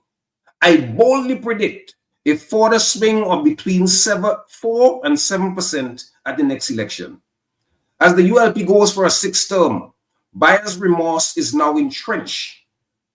As we saw in the statisticians' analysis, the ULP got just a few more votes in 2020 compared to 2025. It is doubtful the newer, younger voters, all of whom came of age and lived through the ramshackle state of our country, will gravitate to the governing party. Just one more, bear with me. Yes. A 6, I said the money factor. The ULP's only possible saving grace is money. Gonzalez's family is so poor that its only asset is money. The party has no developmental narrative except for mortgaging our future to their foreign friends. The hula-la-boo about the new Kingston port has all but disappeared as the leakage of sand poses a nightmarish dilemma for the governing elite. Rhetoric aside, the ULP has only one impregnable seat, Gonzalez. It can only limp home to another term. The NDP is about to romp home to victory. Now that was August. Well, you called it. You called it in August. Dr. Pear, That was August. Jomo called it in August. So Jomo, I think that was a very good, shall we say, audition for you to become a pollster. You can join the legion of Dr. Pear. Well, Dr. Pear, I would be grateful. I'm looking for another mountain to climb. That's very good. That's very good. Yes, listen. This is, as I said, in future, I think that what we should do. We had a meeting actually, a group of us indicating that when we in the future when we make prediction, we leave it within the industry standard 1 week. Okay, I believe that we in 30 days was a little too long. But what we did, for example, on Friday, we had a focus group. We met with about 38 Vincentian voters, people who had given consent for us to reach out to them. So we reach out to them. I think that in that meeting, I had invited a few of our journalists, Toro, I think it's Toro, Depredine, and Titus, and a few other persons. And what we found out, for example, which I never knew, and Jomo said, the vaccine mandate was something that really affected the voters. And in some of we asked persons, you are UNC ULP voter, you voted last year, you voted the previous time, why you did not go out and vote? And the person said, sir, what had happened is that I'm a police officer, I was a teacher, and I lost everything. My wife, my wife didn't take the vaccine and she lost my mortgage. I would not vote for the NDP, but I could not vote for the ULP. This has been seen that over and over and over. And this was something that we did not pick up. It was not even a question in our in our survey. But in the post-election, when we interviewed the people, a lot of these things came up, and persons said that they were greatly affected. They lost a lot, and it was very difficult for them. And some of them switch, and we see their result. But as I said, this is our 8 out of 9 prediction. Yeah, and Dr. Pear, I just wanted, because the both of us live in that research space. Yes, I want us to appreciate, viewers and listeners, that first and foremost, Dr. Pear was able to accurately predict 8 out of 9 election cycles in the Caribbean. And polling is just a snapshot in time. Polling can change. Elections, a day makes a difference in an election campaign. Yes. 24 to 48 hours makes a difference in an election campaign. So I just do not want us to also throw out the baby with the bathwater. In research, we have particular safeguards. We have reliability and validity that guides the discipline of qualitative and quantitative research. So as someone who's studied this, of course, having a PhD, having conducted research myself, and having continually to conduct research as a social scientists or statisticians, we appreciate the importance of understanding that some predictions are not always cast in stone. That is why in any type of dissertation, it talks about the limitations of research. Yes. And what has occurred here is just a limitation of research. Yes. But Jomo, let's continue this conversation, and hopefully we can bring Callistra in shortly. But just before, right? I want to make a point. I want to make a point. I want to make a point on the vaccine mandate. Yes. Because you see, I think that the vaccine mandate was the most significant thing in the vastness of the ULP's defeat. This in the 2020 elections, the ULP, for the first time in almost 3 decades, lost the popular vote, but they lost it by a mere 500 votes. The 2025 election, they lost it by almost 10,000 votes. Yes. But here's why it's the vaccine mandate, which incidentally, the election panel in St. Vincent tried to paper over. But the 800-pound gorilla in the Vincentian election was the vaccine mandate. Yes. We had high unemployment, we had poverty, we had corruption, we had all of those things. We had high crime, we were second in the region in terms of homicides. All of those were there in 2020. Yet the ULP was able to win and to snatch a seat by a single vote. Yes. This time they were completely obliterated. Yes. Completely. Part of it too is that they had a high. It is always difficult for a party to go for a third term. And here was a party going for a sixth. Yes. But beyond that, the issues were so much. And as I said in my column, the only thing the ULP had was money. And our population happily is growing above the kind of bribery that normally passes for electioneering in St. Vincent and the Grenadines. And I'm so glad for that. How much of a factor was the question of leadership succession in the ULP? That is something that I raised with Prime Minister Gonzalez, and again, he cavalierly, shut it down, and then he brought up his colleague, Dr. Keith Mitchell in Grenada. Well, based on his comments, I suspect that there is no love lost between those two, but I suspect they can all go play golf together with their buddy Dr. Keith Rowley, the other Keith in Trinidad. Some might say of Wajang extraction, but I digress here.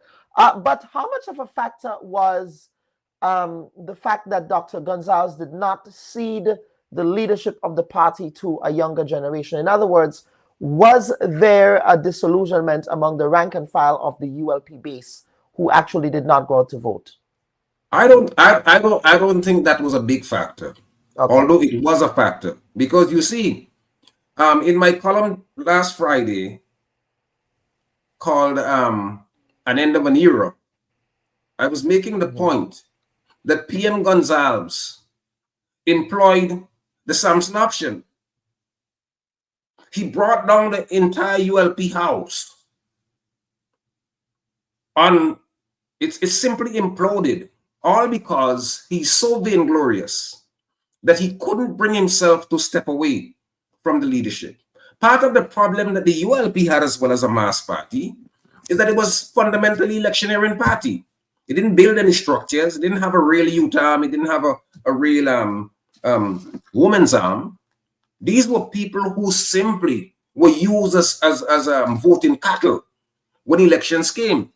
So when in 2013, PM Gonzalez said he was going to do, he wanted to do transition. 2013, and 12 years after, he still led the party. In 2001, he said he wanted to do 2 terms, and then ended up wanted to do a 6th. And part of the reasons why he didn't do the transition is because he wanted his son to emerge as the next Prime Minister of St. Vincent and the Grenadines. He prepared him well. He brought him back to St. Vincent. He made him senior Crown Counsel. Then he made him ambassador to the United Nations. Then he helicoptered him into a very safe ULP seat. He won that handsomely. Then he was made foreign minister, and then in 2017 he was made finance minister. See, he prepared him well, but in 2022, when he walked into the ULP, I think it's the 23rd convention, he walked into a firestorm. He walked into a storm where members of his own party were chanting, "Caesar, Caesar, Caesar," in reference to Agriculture Minister Soboto Caesar. But he never wanted Soboto to emerge as leader. In fact, he marooned Soboto in the Ministry of Agriculture for probably more than a decade. Wonderful. All the time giving his son numerous positions so that he can build on his bona fides. And because he did not want Caesar, he did what he did. And the other thing too is because of the lack of structures, one of the things that happened is the party overwhelmingly depending on Prime Minister Gonzalez's strategic thinking. He's a man with long experience. He was a university lecturer. He was a lawyer of some note. And then he became prime minister for almost 25 years, an entire generation. So there's a lot of institutional history there that they relied on, and in the end, they over-relied on it. I remember when I was a member of that party, I told them the same thing that happened remember when Chavez died? And the election before, the Chavez's party had won by 60%. And then the elections 9 months after, President Maduro was only able to garner just 50%. In other words, the Chavez factor was 10% of the vote. So if that implosion happened now, imagine what would happen in 2030, barring a collapse in the international economic system. Imagine if he's not there as a strategic, tactical guy. Well, I mean, I am not a progenitor for what end of life looks like for anybody. But given biology and age, right, at this point, it's something that I pondered as well. Not too sure if Dr. Pei also pondered in this. Yes. What if Dr. Gonzalez, in this term, has to demit office as leader of the opposition and as MP for his constituency? Of course, a by-election will be required, but would the replacement even win their seat for the Dr. Pei? I want to bring you in on this and get Jomo to chime in on that. Well, that's a very good question. I believe that for example, in our calculations in terms of the confidence level of the 15 constituencies, we had the North Central Leeward with the highest confidence. Windward, level. North Central Windward. North Central Windward, yes. North Central Windward with the highest confidence level of 78%, so which is very high. So therefore that we knew that he would have would win that seat. So what we also found out was that obviously based on age and biology, he would definitely have to call a by-election and get someone. Maybe he could get his son or somebody. But we also found that in our post-election interview that persons felt this is important. Persons lost a lot of support for him. I just want to quote from one of the focus group. I myself and my family lost support for PM, for what they call Papa, when they saw him begging. They felt that he's begging. They said that my God, I could not see my leader begging. They said I could not vote for him. I could. He was groveling. He was not begging. We just found that was a very interesting statement that the Prime Minister begging. It sort of lacked what is called, in the opinion of one of the person in the focus group, actually was an auxiliary, was a police officer, said that she just could not vote for him anymore, and if she said that, we interviewed 1 in 16 persons, sometimes, and many people felt that the begging kind of cast the vote away. Many of them stayed, and we saw that the whole they are different. So they're different. We also saw that their youth, the amount of youth support that was for the NDP was really alarming, because which is something you picked up in your poll. Yes, that the NDP was what had the margin among the youth. Right. So when we looked at when we did the analysis, we found that the employed, the unemployed, the underemployed, and people who are close to unemployment, a lot of the youth, especially in the inner city, had overwhelming support for the NDP. And we said that since that they were like 38% of the population, 67%, 57% of these persons stated that they will vote the NDP. That was the biggest Achilles heel for the ULP, because their mass, they could influence, and as a result, they were running the social media presence. In fact, close to, as I mentioned before, over 900,000 minutes of social media time. That's a lot, okay? And plus the help from everyone. So one of the things I did in terms of bringing my paper to, we brought the paper to sections of the ULP. We brought the paper to sections of the NDP. And as I said, as a researcher, you have to present your data to their parties and get their reaction. I had a very good interview with Prime Minister Gonzalez. We spoke for about 41 minutes, and I spoke to him and identify why I believe. And then we met with other persons, and we told them why we believe. But we realized that, as I said, it was a very close. We know that they were, just a swing, marginal swings can change everything. But we saw was a fundamental swing in terms of the NDP just taking everything. Even there's a constituency that even Mariquep, that and all. Mariaqua, all that and all. Is that an indigenous name there, Jomo? I am not even sure. Okay, all right. Okay, go ahead, Dr. Perry. And also, we found that the feminine, their female support, the women support, the strong women support, like in our data, strong women support for the ULP compared to the NDP. Historically, when we looked at all the elections from 2000 to now, we look at the number of women, and we saw it was continuing. But when we did this, when we did the survey, we were of the opinion that would have been the deciding factor. That was the only thing the ULP had for them, was the women, the strong women support.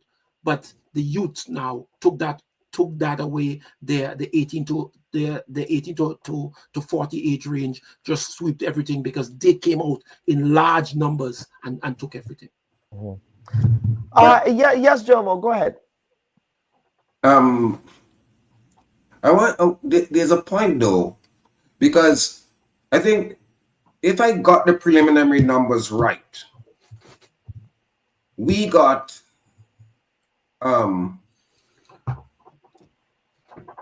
less persons voted in 2025 than voted in 2020. Yes. Both parties, I think, got just over 34,000 votes. Yes. In 2020.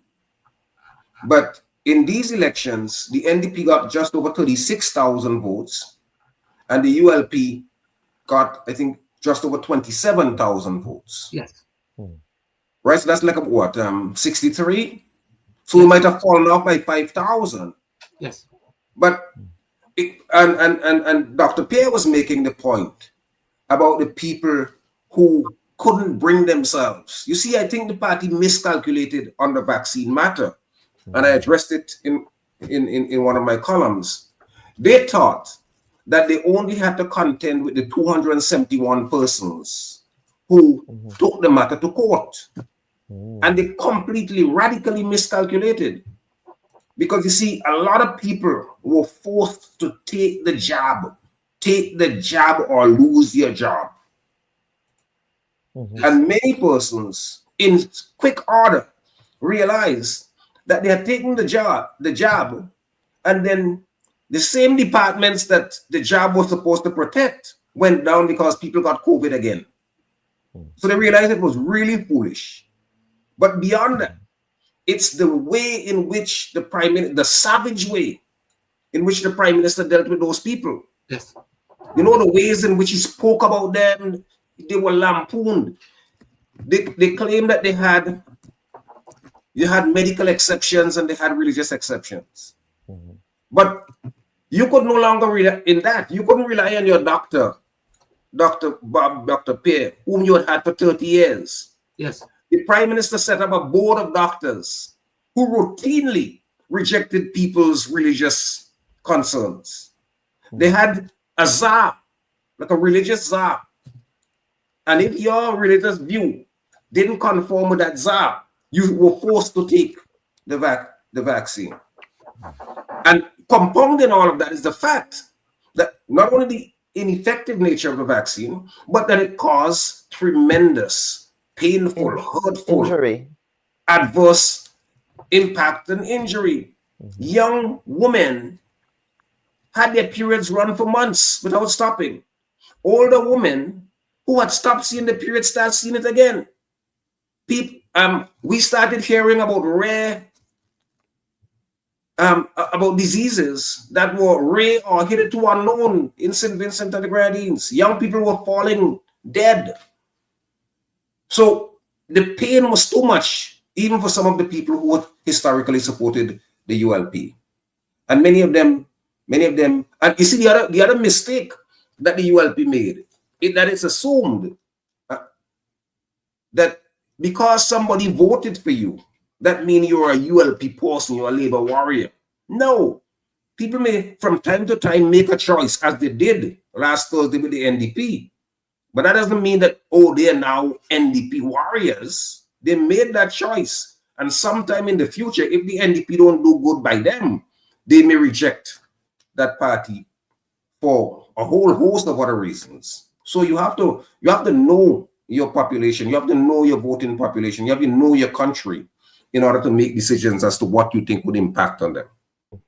And I before we get into the question of data and Dr. Pear, the methodology with respect to data collection, because again, one of our viewers is asking a question here, which is a question that I had to ask you. What did we've spoken extensively now about what went wrong, Jomo, with the ULP and what the future might look like for the ULP, which again, you're painting a very grim picture here. And historically in St. Vincent and the Grenadines, governments tend to stay in office for decades. I remember when Dr. Ralph Gonzalez rode on that red wave when he became prime minister. I believe it was in 2001. Was it 2001? 2001, yes. Yes, Sir James Mitchell served for 4 terms. 4 terms, right? 4 terms, and the last one was cut short by 2.5 years. But at least they were elected 4 times. Yeah, they were elected 4 times. You know, so in St. Vincent and the Grenadines, people tend to stay in office for a long time. We have a tendency to have faith in politicians. Well, you don't. In the labor rights, you've lost a lot of faith in them. But that aside, what did the NDP do right here? Was it again? You've referenced all of the variables that stacked up against the ULP in this election. So was this an election that was a vote against the ULP, or was it an election in favor of the change that the NDP was offering? Or again, or can we sort of create a Venn diagram that can propose a both and scenario here? I will answer you in the way in which former Prime Minister James Mitchell talked about it. He said, opposition parties don't win elections, governing parties lose. So after you're in for a while, there are a number of things. You can become arrogant, you can become distracted from the real issues concerning people. In addition to that is the harsh economic conditions. Politicians try to play with this, but these countries are very, very difficult to rule, very, very difficult to govern. I was listening to the lady who was on this morning talking about budgetary issues and financial issues in Grenada. When we look at the budgets, there's no indigenous economic spurs.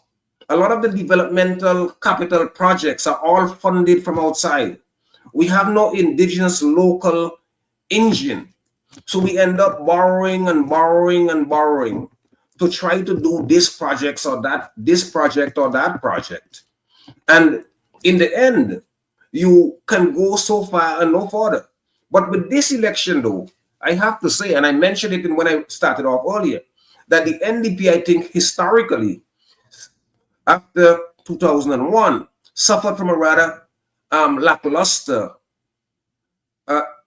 roster of candidates. This election, they beautified themselves, and in the beauty contest, they did really well. They snared Dr. Kishore Shallow, president of Cricket West Indies. They snared Kishaka Cupid, a gentleman who worked in the income tax department in St. Vincent. And what that did was to show that even people within the system were prepared to break with the government and openly and decide that they are going to not only join with the opposition, but contest with the opposition. That was a major thing in St. Vincent, because it's sad that many people were so afraid of Gonzalez. They were so, because he's just such a smothering man. They were so afraid of him. So when you see that dam broke and prove that a lot of people were drifting further away from him, was reflected in the kind of faces you saw celebrating the NDP's victory.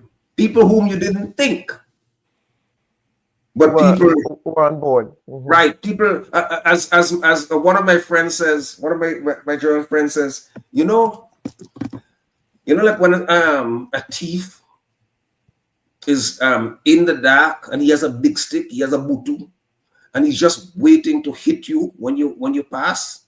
That was his comment a few days before the elections, that the people of St. Vincent was just waiting to whack the ULP and to whack them really hard. And he was right. So they gave them well, it was a proverbial cut tail at the polls. That was a serious cut tail. It was a massacre. I honestly did not expect that. But let's get to some viewer comments here, and then we'll get to the question of data privacy. But Jose is asking for Jomo. Dr. Friday citizenship came into question by Gonzalez during the election campaign. Now that the NDP has won the election, do you think there will be an election appeal to appeal that court challenge, or will that fizzle out and not go anywhere? Jomo. Well, it's going to be interesting to see what happens. They may well want to do it, but the question is, would they want to spend their money to do it? That's the NDP's money. Their money. Sorry, that's the ULP's money. Yeah. Right? Had they retained power, having raised it in the election, they would have used the Attorney General to get the Attorney General to hire lawyers to bring the case. But they can't use the Attorney General. He's now former Prime Minister. In addition to that, there was a lot of discourse in St. Vincent. And I got to tell you that I was one of the persons who said years ago that I thought that both of the parliamentarians had a case to answer. As a lawyer, you can't say definitively it's going to be this way or that way. And then there were a set of articles which were written by two prominent Vincentian men. One was first written by Dr. Jason Haynes, entitled Putting the Dual Citizenship Issue to Rest. And then there was a rejoinder by another eminent Vincentian, very erudite, very detailed, called Dr. Linton Lewis. Many people across the region will remember him as a cricketer of some note, played for the Windward Islands, and so on. He has gone on to do very well for himself. He's a certified accountant, and he has a PhD in law. And Dr. Lewis wrote a piece responding to Dr. Jason Haynes. And then Jason Haynes wrote another piece claiming that there's a fallacy in many of the arguments which were being made. And then Dr. Lewis wrote another piece. So a lot of ventilation took place. I have to say, however, that having listened to the debate by both of these eminent Vincentian scholars, I now think that the NDP candidates are in a little stronger position from a judicial standpoint than I thought hitherto. And that was because there were certain things in the Constitution which Dr. Haynes was able to bring out, which I had not known, which I had not been privy to. I was simply relying on the whole battery of cases across the region. But as we know in law, every matter is case specific, fact specific. And Dr. Haynes, to me, definitively was able to point to Section 95 of our Constitution, which interpreted the concept of alien. And it says that an alien is not a person who is a Commonwealth citizen. Consequently, I thought that, well, that was the defining point for me. So clearly, I'm not so sure if the ULP would do it, because I don't know if they would want to spend their money to do it. You can be sure that the NDP is not going to bring a case against themselves. Maybe they can get an Attorney General's reference on it and see what other people think. Because what I think should happen, though, is that the Parliament of St. Vincent and the Grenadines should change that Section 26, or to modify Section 25 and 26 as to who should be able to contest, and to remove the whole notion that any Commonwealth person can contest, and simply say any natural born Vincentian should be able to contest. Once they were born in St. Vincent, they should be able to contest. So that's how I would answer that. But how is that different to the Peter David question? Because I did raise that with Dr. Gonzalez as well. When he came to the defense of his comrade Peter David, and I sort of called out his hypocrisy. No, but the Peter David question was slightly different. Remember, the Peter David question was decided on a technicality. That did not go to the merits. What had happened is that, if my memory serves, the people who challenged Peter David made an improper challenge. They challenged on a fixed date claim rather than an election petition. So on a technicality, that was thrown out. Okay, very well. We do want to get to another viewer comment, and then I want to bring in Dr. Pei here so we can have a conversation about data collection and privacy. Anthony De Riggs is saying, what's Friday's position on the US-Venezuelan conflict? Did he state his views? And speaking of that, I noticed that I followed the campaign. He stayed away from referencing his foreign policy position with respect to CBI and with respect to Taiwan, China, the Taiwan-China question. Of course, as we know, Taiwan has been a long-standing ally of St. Vincent and the Grenadines. In fact, many Vincentian students are currently studying in Taiwan.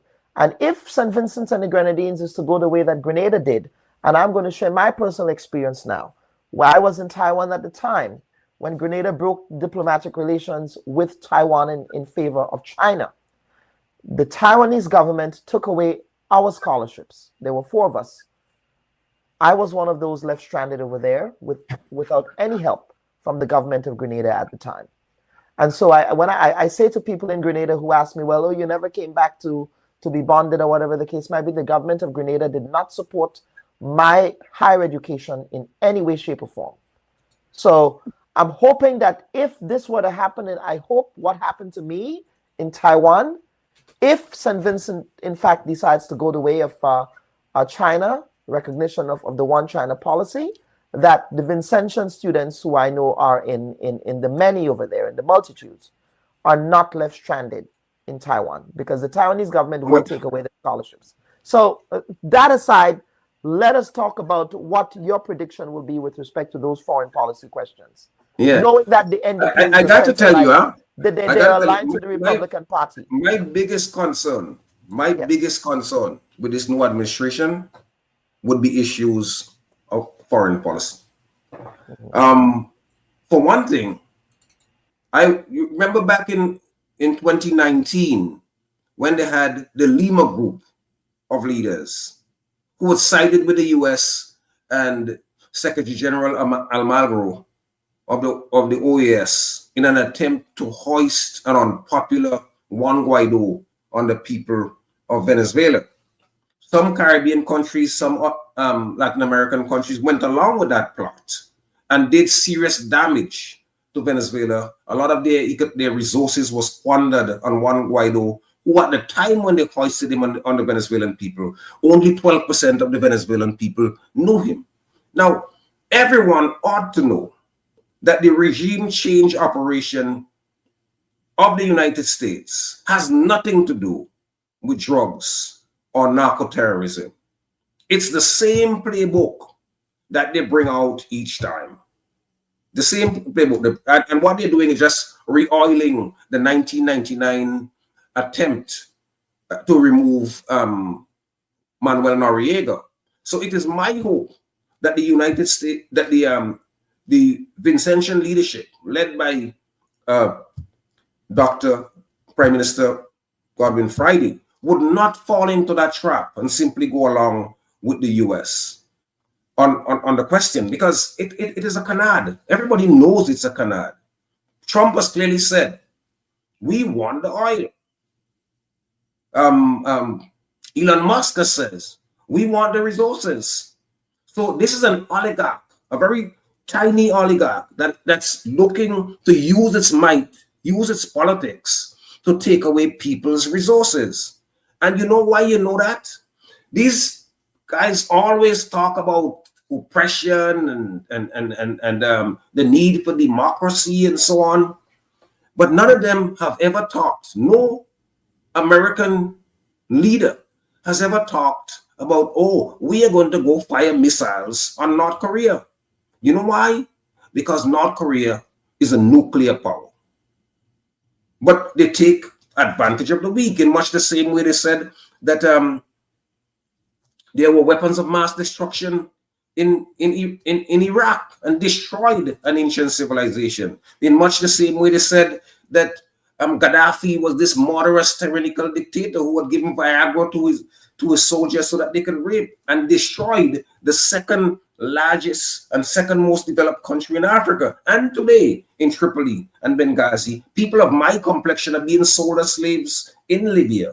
The same thing they did in Syria, where the Americans stole the northern part of Syria, start taking the oil from there, controlled it, took it, sold it, and then destroyed the Syrian government led by Assad. So when you look at the international play and the way it has gone, on political objective grounds, we know that what they are projecting against President Maduro is not true. The DEA never mentioned Maduro or Venezuela. The American National Security Administration never mentioned Maduro or Venezuela as a major point. So why pick on Venezuela? The DEA says that the scientific let me just finish it up. Yes, the scientific testing of cocaine has a Colombian origin. And notice the moment Gustavo Petro came in support of Gaza, he said he too is a drug dealer. So the flippant policy must be exposed. But I am hoping that our government don't fall in line on that. You said you're hoping they don't fall in line on that, Jomo, but the reality is that the new administration in St. Vincent and the Grenadines, they are aligned to the right-wing consortium of right-wing political parties worldwide. They are conservative. They are right-wing. They're aligned to what is called the International Democratic Union. They're all Republican right-wing organizations. So how can you say that you don't think they will not do that? My brother, I want to stay away from labels. Gaston Brown, I don't know which if his party is aligned to any right-wing organization. Gaston Brown came out and said, I have not been asked about putting American military assets in my country, but if I'm asked, I would not consent. The left-wing Ralph Gonsalves, left-wing, progressive, radical, he kept his mouth shut. And he's the dean of Caribbean prime ministers. One would have thought that he would take the lead on the point to try to build up the other prime ministers, but he has said nothing at this point. So I don't want to go with the labels. I want to watch them in action, and you can be sure whoever does anything that I think is against the national interest or is against regional peace and security, I will be talking about it. But I'm not going to say I'm not going to say that a party is going to do something because simply they are part of a movement. I am very concerned about what the Caribbean Democratic Union does and what it stands for. But I am not going to take that as a benchmark to decide whether they're going to do something that would benefit Vincentians or whether we'll do something that would harm our foreign policy positions. Let us talk about the other foreign policy positions that you're concerned about. Say it again? China, the other foreign policy positions that you're concerned about. Oh, I am not concerned about. I was quite pleased when in 2016, former NDP president said that if they were to win the next election, they would break relations with Taiwan and establish relations with St. Vincent. I mean, with China, with the People's Republic. Look, the People's Republic is the industrial workhorse of the world. It is allied, has diplomatic relations with about 184 of the 194 countries in the world. It has relations with Jamaica, Trinidad, Barbados, Guyana, and many other countries in Latin America and the Caribbean. I haven't heard any of them complain and talk about Chinese influence or Chinese adverse impact on their policies, on their developments. I hear the Americans crying that there are incursions, but I'll say this conversely. I don't think that we have gotten the bang for the buck of our relationship with Taiwan. Taiwan is an isolated country in this world. It gets our country support on the cheap. I have always said, okay, you want us to stay with you? Give us money. In the last 4 years, St. Vincent racked up a debt with Taiwan of $700 million. The Venezuelans, leading the Bolivarian Republic, has given us debt concession of over $500 million. Taiwan has not given us anything. In fact, the relationship that St. Vincent has with the relationship that Taiwan has with our country is more a relationship with Ralph Gonsalves and the Unity Labour Party, and primarily Ralph Gonsalves, than it has with the people and government of St. Vincent and the Grenadines. Ralph Gonsalves bragged that his loan debt policy with Taiwan is a hook in the gill, in the national gill of St. Vincent and the Grenadines. Not only that, he dares anyone to try to take it out. So I am all for breaking relations with Taiwan. I think we can do much better. What about the CBI? What about the CBI program? Of course, Dr. Gonsalves famously rubbished the CBI programs that we have in Grenada and other Eastern Caribbean islands. Is that something that I'll answer you this? I'll answer you this way. Yes. I'll answer you this way. At its high point, I think in 1999, at the high point of banana productions in St. Vincent made $118 million. It's high point. That's the most money we ever made in banana. All of the countries that are involved in the CBI program are making and are able to add to their national coffers probably 2-3 times more than that $118 million. I think the program has been vulgarized, and Prime Minister Gonsalves, in his peculiar way, said, "Me nah sell passport, me nah sell passport." But if you look at the last time I checked, up until July of last year, the Grenadians were saying they made like about $500 million on CBI. That is a substantial amount of money that can come into our national coffers. We don't sell passports in St. Vincent, but guess what? We had David Ames, who came into this country evidently without any kind of checks, and evidently because he was prepared to put political largesse to the ruling party. And then what happened? He turned out to be a fraudster. We had Weiss, who turned out to be a fraudster. We had the Hutchinsons who had a construction company in Mustique, who robbed our workers of hundreds of millions of dollars. And Gonsalves flim-flam as to whether they were citizens or not. He said Ames was not a citizen, and then turned around to say, when we found out that he was fraudster, we took away his citizenship. Well, which one is true? he was ever a citizen or we had to take it away. So those things, I don't work with those kind of labels anymore. That's when I was in my youth. Not now. So you're much more of a pragmatist. So are you no longer a progressive leftist, Jomo? Is that what you're saying?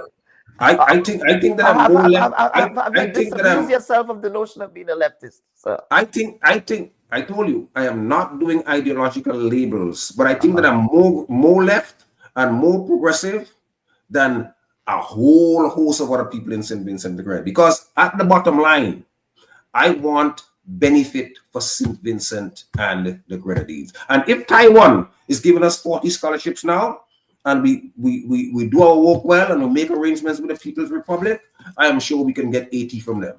Mm-hmm.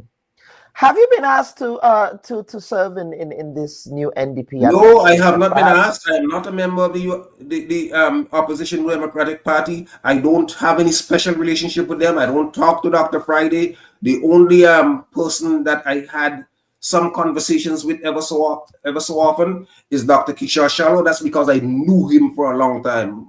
I knew his family for a long time. I slept in his parents' house when I was a youth, so I knew him. But beyond that, I don't have any contact with Sinclair Leacock. I don't have contact with Daniel Cummins, except for when he asked me to talk about reparations on Emancipation Day. I don't have any inside track with any of them. And quite frankly, my position as it is, I am going to support what I perceive benefit the interest of St. Vincent and the Grenadines, and I would harshly criticize what I think hampers our national history. I don't want to be handcuffed with any given position that says, oh, you have to keep your mouth for politics. Not even if they ask you to serve as, that would be poetic justice, wouldn't it be, if you were asked to serve as the Speaker of the House of Assembly again? No. I've been there, and I've done that. And the good thing about that job, right, is that both parties, the ULP and now governing NDP, thought that I was for the other side. Yeah.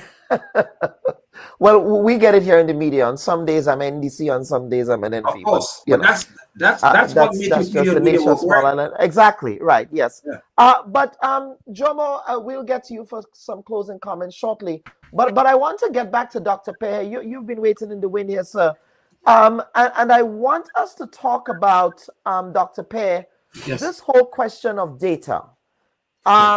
In the Grenadian election, that came up with respect to the access you have to people's personal data in making a lot of the decisions you make. But there was a question here from the audience, and I want to bring that question up again.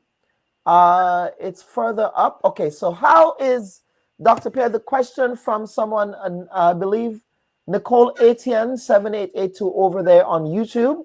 Of course, I want to thank the 437 people watching us on YouTube. Those of you over on YouTube, please remember to like and subscribe to our YouTube page. Give the algorithm some love so that others can see this program today. How is he getting to see the length of time people spend on social media? Who is giving him, meaning you, Dr. Pear, access to people's personal data? Thank you very much. Well, it's sometimes you hear these questions, and sometimes over the weekend one of the reporters said how you get access to data, and sometimes I kind of put my eyes up and say maybe I don't know if it's ignorance, but maybe or lack of experience, but generally since 2003 2015 everything that is on the internet is recorded. Everything that is in the internet is recorded. There are big search engines that will record Facebook and Meta and Google, and all of these things are recorded. And one of the information, so for example, there are what is called data brokers. So there are maybe over 100 data brokers that if I want to, for example, if I want to get, let's say how much, like number of people watching your show at this time, there's a data broker that has that because your show is recorded. If I want to get, for example, let's say I'm in St. George's, I'm in the St. George's constituency or the South or the Northeast, Northwest St. George's constituency, how many persons posted a video or posted a social media. It's recorded. Everything is recorded. And what has been happening is that there are databases that you could have access to, and you get that information. So it is not to say that we have been access to people private information. So for example, let's say you take your SIM card and you take a photo and you put it on Instagram, for example, or Facebook. That is being recorded. And there are organizations, third, fourth, fifth party organization that collect these data, put them in a database, and that's basically it. So that in terms of you getting access to personal information, you're not getting access to personal information, but for example, the United Nations have reports, ILO have reports, all international agencies have reports, and you get access to these reports. So it's not to say that we are a research firm, and what we do is that we have a portal. We have a very strong informed consent, because when we ask people to collect data, we tell them what the data is for. That we have never had an incident that of a data breach. We have never had anyone in any country who have done to accuse us of getting personal information, except people in Grenada. So I don't know if it's a lack of knowledge or whatever, but we have never had it. We have never had any incident whatsoever, and we're doing this for over 20 years. So we have in our portal, we have a portal that a lot of people, including Grenadians, people from different parts of the world, collect data. We ask people 200 questions on many indicators, and they willingly provide that information. We collect data on what is called Black, Indigenous people of color, people in the global South. And we ask them, and that is a way of providing data, creating dashboards on who we are, what we are as a people. Because for hundreds of years, Dr. Bubb, no one knew us. No one knew who we were. We were invisible. And we say that no way, we must be known. People need to know who we are. And this is our way of informing people. Because right now there is no active database on Black people, and this is what we're trying to do with our Black data and information portal. I'm not giving way at all. So this is what we are trying to do by first of all conducting research, and this is why our research is so important. We conduct research on many things. We write reports. We have written over hundreds of reports, and we have never had any issue with data privacy, except Grenada. It is the only country, 110,000 people. You cannot generalize the concerns that people have with privacy. I think one of the specific concerns has to do with the access you probably have to the Parliamentary Elections Office database. Well, I think that was a specific concern. Listen, I do not have access to the parliamentary election database.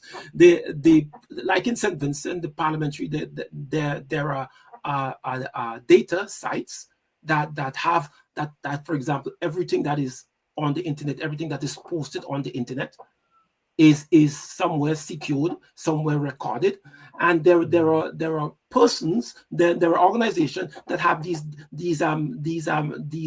data. The Parliamentary Elections Office at one time had the list of persons on their website. I don't think and it's also a public website. It's a public-facing website as well. Yes. So I mean I understand people concerned, but rest assured, we have never had any issues. I mean, I think I sent a copy of our ethical statement. You can have a look at it. Maybe you could show it to the public. We ask persons in advance. We ask persons in advance what we would be doing, what we are doing with the data, how we will be able to, in our informed consent form in our portal. We have over 60 million people in the portal. We ask them that you have a choice to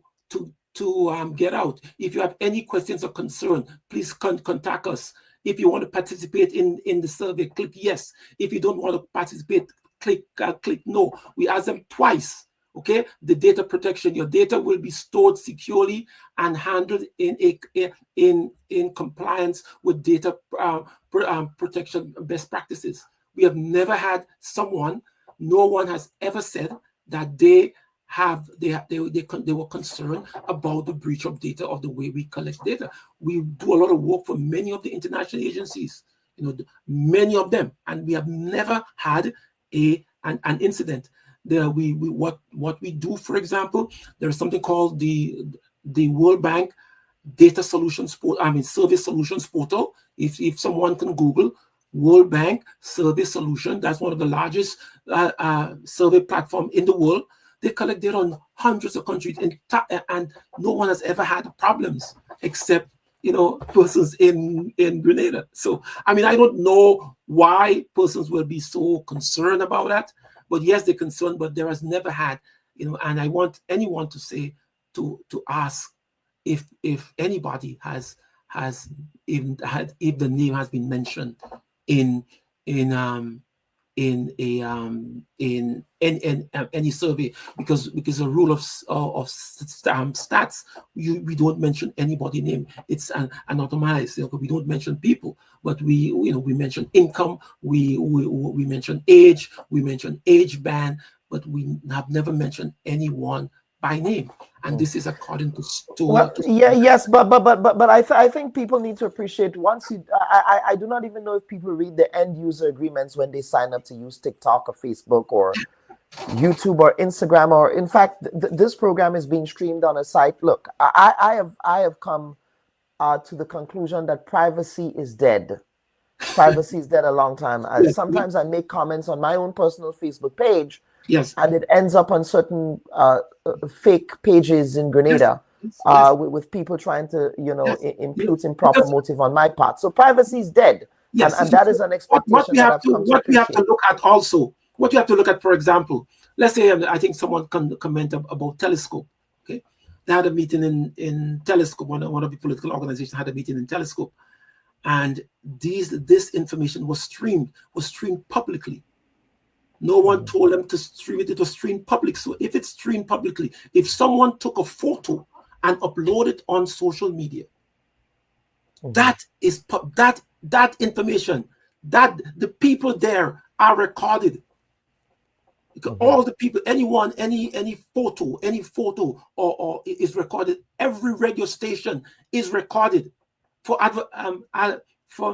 advertisements. They want to know how the money is being spent, what demographic of people are spending the money. So we have to also be careful. If we are concerned about, maybe we should not post things on social media, because you would not. You should not. Don't be on social media cussing Dr. Pierre out because Dr. Pierre published data that you don't like. Because in the last election, some of you who were cussing Dr. Pierre out had no problem with Dr. Pierre predicting. You guys were cussing Peter Wickham and saying that Peter Wickham was a trash pollster. Yes. Now, for those who are cussing Peter Wickham, because Peter Wickham is singing a different tune, now everybody likes Peter Wickham. Exactly. You see how that goes? The hypocrisy. And that's why I could never get involved in politics. I can't stand remember, I want to say something. Okay? I want to say something. A statistician is the most hated person in any country. Because we look at except in the last election, you were loved by the current administration because they were celebrating. Even the paper that the Grain of Salt Weekly that has been attacking you these last few weeks. God, yes. And I use that. I'm not even going to bring that up. But the Grain of Salt Weekly, they celebrated you. Renowned Grenadian pollster accurately predicted outcome of a 2022 election. Right. Now, you are public enemy number one persona non grata. Dr. Pierre, you just have to the water for ducks back. That's all I would have to say to you. But gentlemen, we really have to close the program. Jomo, I know you're busy today, so I want to thank you again, Jomo, for coming on the program. Jomo, you and I share something in common that I didn't know. Both of us are Howardites. We are both Bisons. You attended Howard University. I did a master's degree at Howard in international relations and political economy. So we are both past students of the illustrious Howard University. So is Indeed. Dr. Keith Mitchell of Grenada as well, incidentally. Apart from the academics, my greatest memory of Howard is the majesty of all those black women from all over the world that came streaming across every day. Absolutely. Howard is the United Nations of Black people. Indeed. It's black excellence. It personifies black excellence. But Jomo, I'll go over to you, sir, for some closing comments. Closing comments. Apart from everything I've said so far, to me, one of the biggest concerns in the Vincentian election, it has been my concern before. It's not the first time I'm going to raise it, but I'll raise it here again, is the role of dark money. Where is this money coming from? Who will we be holding to once we get the money? And how are we going to keep our patrimony at the same time when we are paying back people who supported our electoral campaigns? So that's one. Mm-hmm. The next point has to do, in terms of Vincentian elections, again, is the lack of grace that was reflected in Prime Minister Gonzalez's concession. It was caustic, it was uncalled for, it was unstatesmanlike, but I wasn't surprised because a few years ago, Dr. Gonzalez says that a statesman is a dead politician. Contrast this statement with the grace, the dignity of his son, Camilo Gonzalez. It brought me to the conclusion that his mom, Sonia Gonzalez, who I knew so well, and who was instrumental in me going back to school, I can only say that Camilo Gonzalez is his mother's son. That's all I have to say. But Jomo, it will be remiss of me. Yes, Dr. Gonzalez seems to have been bowed out ungraciously here, not conceding to the NDP. But we also have to acknowledge Dr. Gonzalez's contribution to the region with respect to his role in regional integration, with respect to his role in elevating the Caribbean region in the context of international relations. It was under his term that St. Vincent earned a rotating presidency, although symbolic in many respects, but a rotating seat on the United Nations Security Council. He was an advocate for LIAT for many, many years, an advocate for regionalism. Well, yeah, I mean, I thought he was. I thought he was in the way that he advocated for LIAT. But again, we can admit that in this part of his life, and he did not. He did not. Well, I don't perform think to the best of his standard. But there must have been a point where Dr. Gonzalez had a zenith in his career, both for St. Vincent and for the region. Would you not concede that, Jomo? I will not come on here and try to make out that Dr. Gonzalez made no positive contribution. In fact, Dr. Gonzalez, whom I first heard on August 1st, 1975, was instrumental in many ways to what I became. I heard him do a speech at the first anniversary of an organization that I was with called the Yulu United Liberation Movement, ULIMO. And I remember walking up to Renwick Rose, who was one of the leaders, Kamara Rose, who was one of the leaders of ULIMO at the time. I said, wow, how did he do that? 75 minutes off the cuff. He didn't look at a piece of paper. And Renwick Rose said to me, comrade, if you want to come like that, you have to read. I never stopped reading. So Dr. Gonzalez, in many respects, is a political colossus. He is an election genius. He won 5 terms that no other people did. He knew how to use the power of the incumbency to its max. He did that well. I think some of the things that were done, temporal presidency of CELAC, our rotating position at the United Nations Security Council, all of those were good in the sense it tended to show that we were lifting above our weight in the world. Here's a small 100,000 population country led by a man. But some of it was vainglory, yeah? Some of it was vainglory.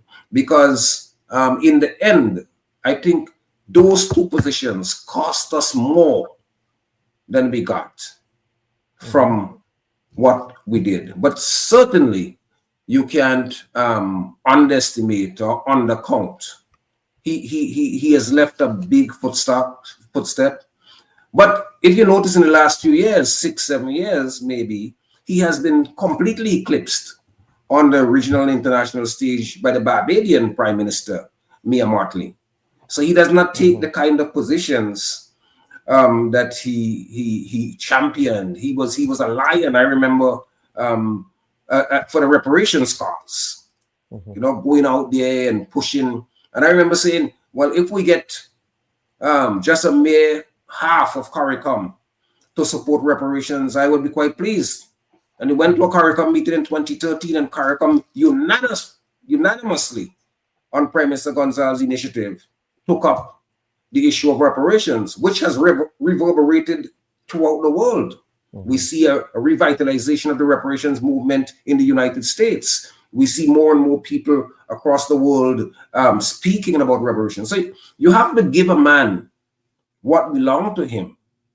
But Prime Minister Gonzalez don't like, he prefers total, absolute support. And if you don't give him that, he would first try to pressure you. And if he can't pressure you, if he fails in pressuring you, he would probably attempt to destroy you. I can distinctly remember early o'clock when I came back to St. Vincent after I was fired by his administration. He says he would see to it that I wouldn't be able to live in St. Vincent and I have to return to the United States. Well, 21 years after, I'm still here. And you will still be here as a bearing witness to and holding power to account. And we will be with you and the people of St. Vincent on that journey. So, Jomo, thank you so much for being on the Bubb. Anytime, my brother. Yes, yes. Dr. Pei, over to you, sir, for some closing comments. By the way, have you done any data collection with respect to the St. Lucia elections that's happening tomorrow? No, actually, we have not, because it was just too soon. Too soon. Okay, right. Yes. A project in Jamaica, you know. Okay, right. Okay. Yes, because you're doing other work as well outside of. Yes. I mean, you know, this what I do for in the politics in the psychology department. And we do it totally for free, yeah? You know, I mean, there's no cost. We don't get any money for it. And it's causing me, it's affecting my reputation because people are just taking it personal, okay? Because it's not really personal. It's well, Dr. Pei, you know, yes, I know you you're probably concerned about what the Grain of Salt Weekly writes, but I would tell you, coming from a journalist who gets criticism all the time, that's water for ducks back, brother. It's you have to roll with the punches. Yes. So go ahead. Closing comments, sir. So what we have, as I said, what you try to do is to take this body of science, which is called psephology. This has been working in India for over the last 40 years, the largest democracy in the world, India, to take this body of science and bring it into the small region. So step by step, we are making changes. And so when I write these reports, I take it, I put it in the academic journal. We publish it and get and help to develop this body of knowledge. As an academician, we have to produce data, we have to produce research report, and these areas help us in terms of building a cadre of who we are. And Dr. Bob, we have done maybe over 100 reports. I mean, most of the surveys in the region, maybe 60-70% of the surveys in the region, we do them. So I mean, so it's not to say that all our data protocol is accepted, is standardized. Our data collection is adherence to the ILO. We use it based on the ISCO codes and all on the NASIC codes, and all our coding is internationally accepted. So we have never, as I said, we have never had any challenges. Any one more persons said that, except obviously in Grenada, and we know what was the reason. But in closing, I want to basically thank the public for this opportunity. I also want to say that we as a research firm made the prediction with the knowledge of what we had on the 30th of October. Things have changed in 27 days. We acknowledge that we are allowed to make mistakes, and that's how we are gladiators. We fall, we will come back again. But we are passionate about what we do. Our goal is to be better at it, because elections in itself is one of the most important activity a citizens can do, and I'm very, very involved in that. There is no way that anyone can stop me from doing what I am doing. I also want to say that the St. Vincent election has taught us a great deal. I also, we also do other polls in everywhere in most other countries. And finally, in closing, we want to ask persons to have a little more respect for data. We want to learn to use what the World Bank and the OAS call data for decision making. We have to start learning to conduct data. Let's use data to make decisions, and not just using our opinion. Let's use science, and that is what we try to do. Use science, use benchmark.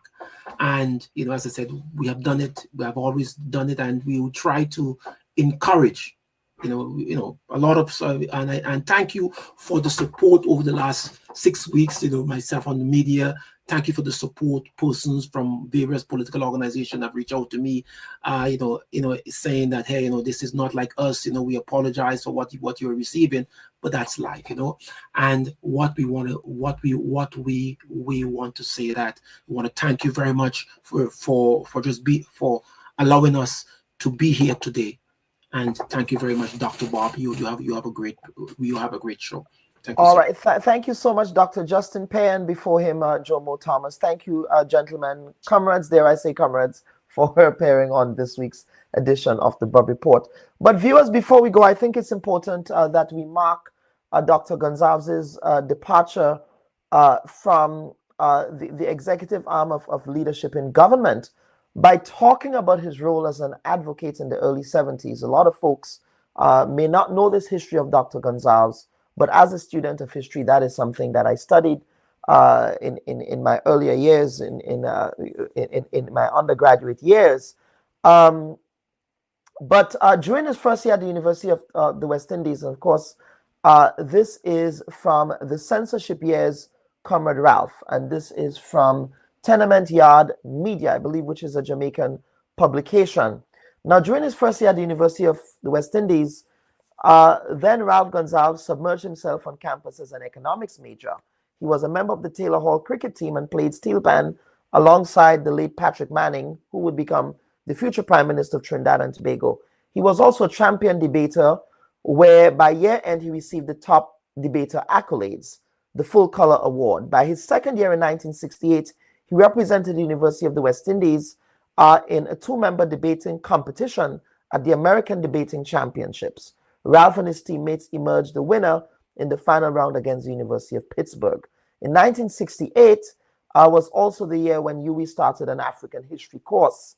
It's interesting that they only started teaching African history in 1968, given the history of that institution.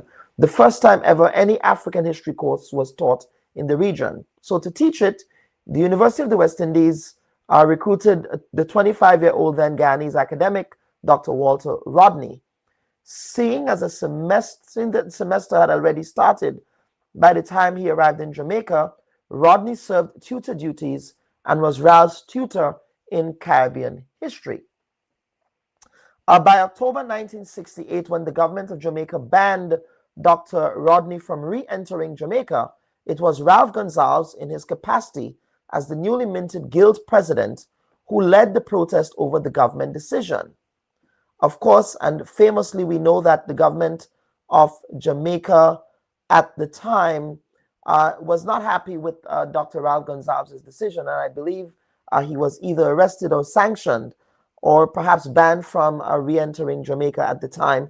But a historian can correct the record if there is anything here that I misquoted. And of course, also in Trinidad and Tobago, Ralph Gonsalves played an active role during the Black Power movement struggles of the 1970s. And now everybody valorizes the late Dr. Eric Williams, but history would show that Dr. Eric Williams clamped down on Black Power protests. He declared a state of emergency in Trinidad and Tobago as a result of the Black Power protests that were occurring in Trinidad and Tobago in the 1970s. Him and Sir Eric Gary and others in the region, they were very reactionary in their approach to the Black Power movement. And Ralph was part of that Black Power movement along with his colleague, late colleague Maurice Bishop in Grenada. So I thought it's important for me to put this history in context of Dr. Ralph Gonsalves. Unfortunately, he has not left the stage as gracefully as one would hope of an elder statesman in his capacity as the longest serving prime minister in the history of the Caribbean, really. But certainly one has to put his history of service in the Caribbean in a proper context as well. And of course, I'm going to leave you folks with some memories of the last sessions of the Vincentian Parliament with Dr. Ralph Gonsalves. So on behalf of the producers of the Bubb Report, I'm your humble host, Dr. Kellan Bubb, wishing everyone a pleasant week ahead. And thank you for staying with us. Thank you for watching the program. Please remember to leave us a subscribe. Please remember to leave us a like. The algorithm will thank you, especially for we had about 500 viewers over on YouTube at one point. So please do us that favor. So folks, until next week, have a pleasant week ahead. Take care. Bye-bye. I'm not giving way. I'm not giving way at all. I'm not giving way at all. Nobody asked me to give way. I'm not giving way. I'm not giving way. I'm not giving way at all this afternoon. I'm not giving way at all. Very well. I'm not giving way at all. Okay. No. Madam Speaker. You won't vote Carlos? Honorable members. Well, you allow this notice Honorable. I know this will happen this evening. Honorable members.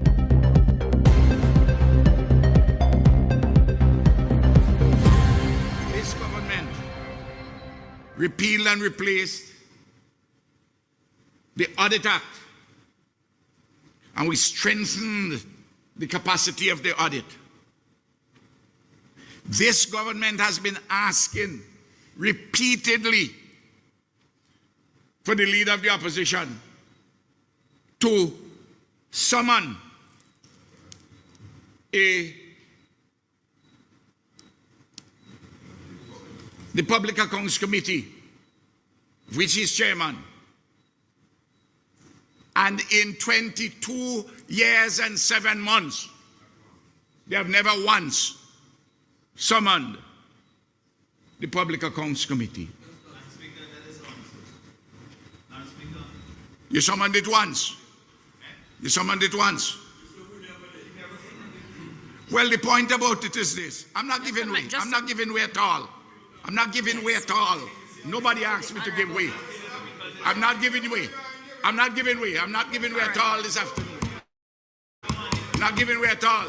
Very well. I'm not giving way at all. Okay. No. Madam Speaker. Point of order. Just a moment. Honorable Prime Minister. Madam Speaker. I wish to hear the point of order. Oh. The leader of the opposition Madam says Speaker is misrepresenting. He's misrepresenting, yes. What was said with respect to that issue. The Prime Minister said that this Public Accounts Committee was never called. The Public Accounts Committee was summoned by Arnhem Eustace when he was leader of the opposition. And I was present. They prevented from functioning that day because they said there were no rules and that they would make rules. And as I pointed out many times, you have it under your ministry or your department in the estimates every year to do something about the Public Accounts Committee, and nothing was ever done. So that's a red herring. In fact, it's a rotten red herring. Madam Speaker, yes. The simple facts are these. The simple facts are these. Really? There was, and listen to this, they didn't catch me at all. There's an attempt to summon the Public Accounts Committee. And they circulated a set of rules of 1989, which were draft rules by the then one-party parliament, never approved by the parliament. And the ULP representative said that we cannot function under those rules because those rules were never approved. That is the point. Madam Speaker, when I was leader of the opposition, I didn't even know when I was leader of the opposition there were these draft rules. No rules. There was no ULP in 1999? What are you talking? I was leader of the opposition and I summoned repeatedly the Public Accounts Committee under rules not connected to these so-called 1989 draft rules. So that you use the normal, but it's a different government. Normal rules of order. Normal rules of order. Madam Speaker, so let us cut out this holier than thou attitude. You blocked it. Talk. I have all afternoon. I have all evening here. Madam Speaker, let them talk. Let them talk. Let them keep nice. How mean it feels? I am here from 1994. I am here from 1994. I am here from, let me tell you something. I have made it my business. I have made it my business, and I want everybody to hear me on this. I have made it my business, Madam Speaker, since the leader of the opposition went publicly the day when I got my head bus, and he said that the people behaved perfectly in order. You hear, Madam Speaker? And I am not giving him any way. He can raise points of order. But you it's all right. You said that. I don't have to find no record. I don't have to find no record. That is I ain't find no record. Complete. I don't find no record whatsoever. Honorable members. You can say what you want. Honorable members. I heard. The truth shall set you free. And in fact, when I was on the hospital bed, Sir James even FaceTimed me. I hear queer from the current leader of the opposition, except to say that those who are beating drums say the world boss get bus head. He should have dead. He, the leader of the opposition, said. He, the leader of the opposition, said they were beating drums. Madam in Speaker. African style. Madam Speaker. They were Madam beating Speaker. drums in African style. Madam Speaker. Just a moment. Madam Speaker, I asked this a point of order. Point of order, yes. The Prime Minister is misrepresenting anything that he said that I said. That is complete falsehood. And it must be withdrawn because there's a deliberate attempt at incitement which is improper. There is nothing of that sort. I made attempts to speak to the Prime Minister and he said he's not talking to me. Ever. He said it in Barbados and he said it when he come here. So you are living what you have chosen. And whatever else you say with respect to that is a complete falsehood. And Madam Speaker, I want to use a stronger word, but I know you're going to correct me and I don't want that to happen here.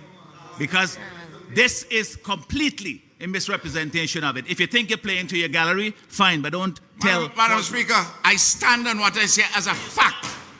I stand on what I say as a fact. And I also said that I will not speak to him. I said that I will not speak to him because of the manner in which he behaved. Really? I said that to him. Childish. Childish? Huh. You'll Madam find Speaker, out. You will find out. You will find out about childish in the next election.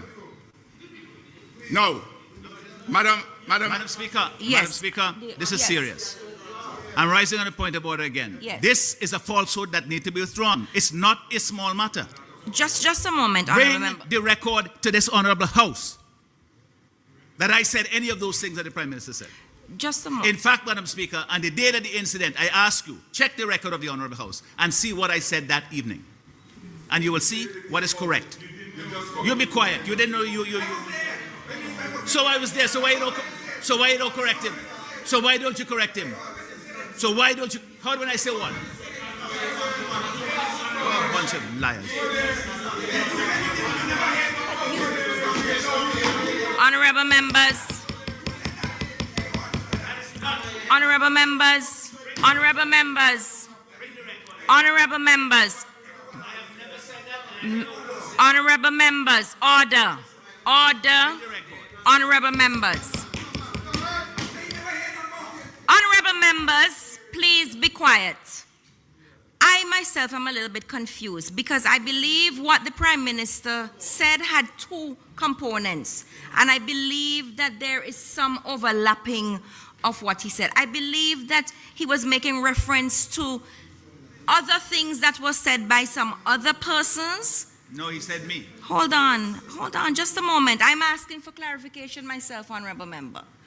And then he went on to say, when persons were doing certain things and said certain things, then you also, Honorable Member, said certain things thereafter. So I believe that there is a conflating. That is a falsehood. But just a moment. And where was it said? Well, here we are. Here we are. It could not have been said in Parliament. It could not have been said. You should. Here we are. So the point of the matter is.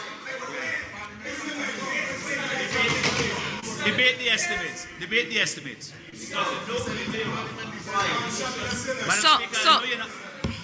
Madam Speaker, I know you're not going to rule, so let's go on with the estimates. So you wish us to Madam Speaker, continue? Because you're not going to rule. Madam Speaker. No, it's not a matter that I'm not going to rule, Honorable Leader of the Opposition. I am saying to you that I've heard, Honorable Member, I am speaking, and when the rules say when I speak, I'm to be heard in silence. I've listened to you. I've said to you, I've heard what you've said, but I believe that there may be some confusion. And I just wanted some clarification for myself before I rule as I'm entitled to ask. That's all. I want to rule, but I need some clarification because I'm not 100% sure what is being objected to, as I believe that there are two elements of what the Prime Minister was saying, two different quotations he was using, or two different instances. That I am not 100% sure that we're all on all fours on. That's all I'm asking. So I just need to have that clarified. Yes. Madam Speaker, this is needed a very serious matter. The Honourable Prime Minister, in no uncertain words, stated and insinuated that when he got his head bust, as he said, that the Honourable Member for the Northern Grenadines, Leader of the Opposition, endorsed and or supported the action of getting his head bust. By statements. And that's a terrible thing to say and say about a person. When it was never said, it was never done. And I will feel very offended if anybody accused me of a similar thing. That was not the case. It was not the case. And he never, ever spoke in that way about the experience of the Prime Minister. Never. Madam Speaker, I said, and I will repeat, because I heard him myself. He said that the people on the afternoon when we were coming back to Parliament, that whole area, that they behaved perfectly legal. They were carrying out their democratic rights. That is the time when I get my head bust, you know. Yes. I'm not asking anybody about anything they say, you know. And then also, there was an endorsement by him about the drummers. When the police removed the drummers, they say, police removing the drummers. You know, the African drums, and they carry all, they communicate with the spirits and all kind of thing. Not he alone said that, others from the opposition too. But they were saying, the world boss get a bus head, he should have dead. So I am making it plain in this honorable house. I respect the leader of the opposition. You notice that anytime I have to consult him, I used to consult him before that event by calling him. Now I just write him. I have nothing to say to him, and I will not give way anytime he asks me to give way. He can raise a point of order. I'm just saying that. I'm just telling everybody in the country how I'm functioning. And you're the one what? All I'm just telling you.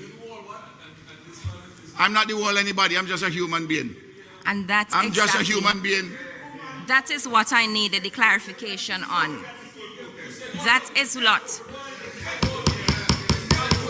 What's wrong with you? That is what honorable members. Honorable members. You want vote Carlos to get me to sit down? You want vote Carlos? Honorable members. Will you allow this door to Honorable. I know this will happen this evening. Honorable members.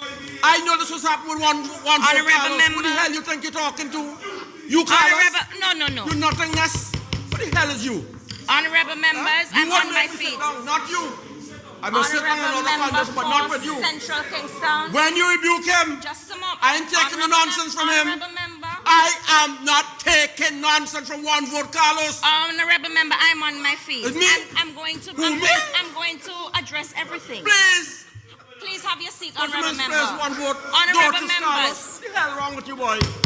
What the hell wrong with you? Honorable members. You the only man married to take the name of your wife. Honorable member for Central Kingston, Honorable Minister of Tourism. Honorable member for East Kingston.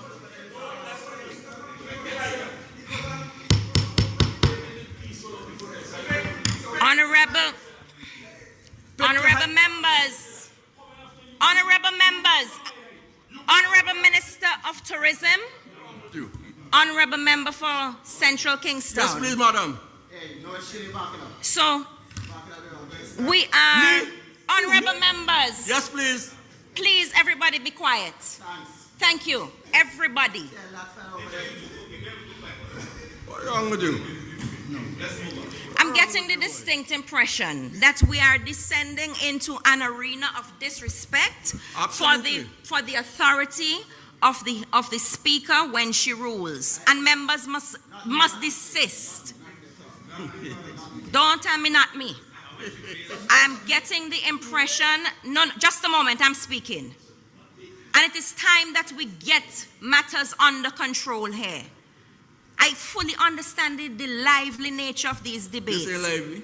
But we have to do it within the confines of the rules. This is cantankerous. And there is just gross disrespect all around. All around, I agree. From the top. Down. So, top on your side. I want us to proceed on your side with the debate. I've actually stopped the time to deal with this. Oh my goodness. You just said you don't interrupt. You just say you don't cause no problems, but you're causing problems now. So I want us to continue with the debates. So, Madam Speaker, are we going to get it for the record of the House? Well, I am not sure if it is the record of the House that was being referred. Sorry, I beg your pardon? It was said in the House, so let him bring the record in the House. Okay, so Madam Speaker, may I say this? What is reported about what the Honourable Leader of the Opposition said in the House? I'm not speaking about that because I wasn't here, because I was at the hospital. This is the point. So I'm talking about what I heard otherwise. So this is the point. Other members are saying what they heard him say in the House. And this is why I am saying, and you see the wisdom in what I was saying. I needed clarification. Okay. Honorable member, I needed clarification. And when I rule, my ruling is final. Madam Speaker, let's give you some support. Madam Speaker, did he call you Let's give us some love. No, I don't need love. What I need is the respect that is afforded to this office. And that is what I will be insisting on. Thank you for the love, but it's a different type of situation. Madam Speaker, Honorable Prime Minister, 1 minute, please. Thank you. Now, listen. I said while we had to pause before I ruled, I was unclear. And I was not 100% sure that the interpretation of what the Honorable Leader of the Opposition may have understood to be said was exactly what the Prime Minister had said. All I was asking was for it to be repeated because I was pretty confident something different was said. That's it. And we've descended into this arena of utter disrespect, which will not be tolerated. I heard something different. Maybe I don't understand. Perhaps, and so be it if that is the case, no difficulty there. So, having had the benefit of the Prime Minister having repeated what he said, I also heard you say at one point, Honorable Leader of the Opposition, that we must continue with the debate. And you were happy for that? I wasn't happy.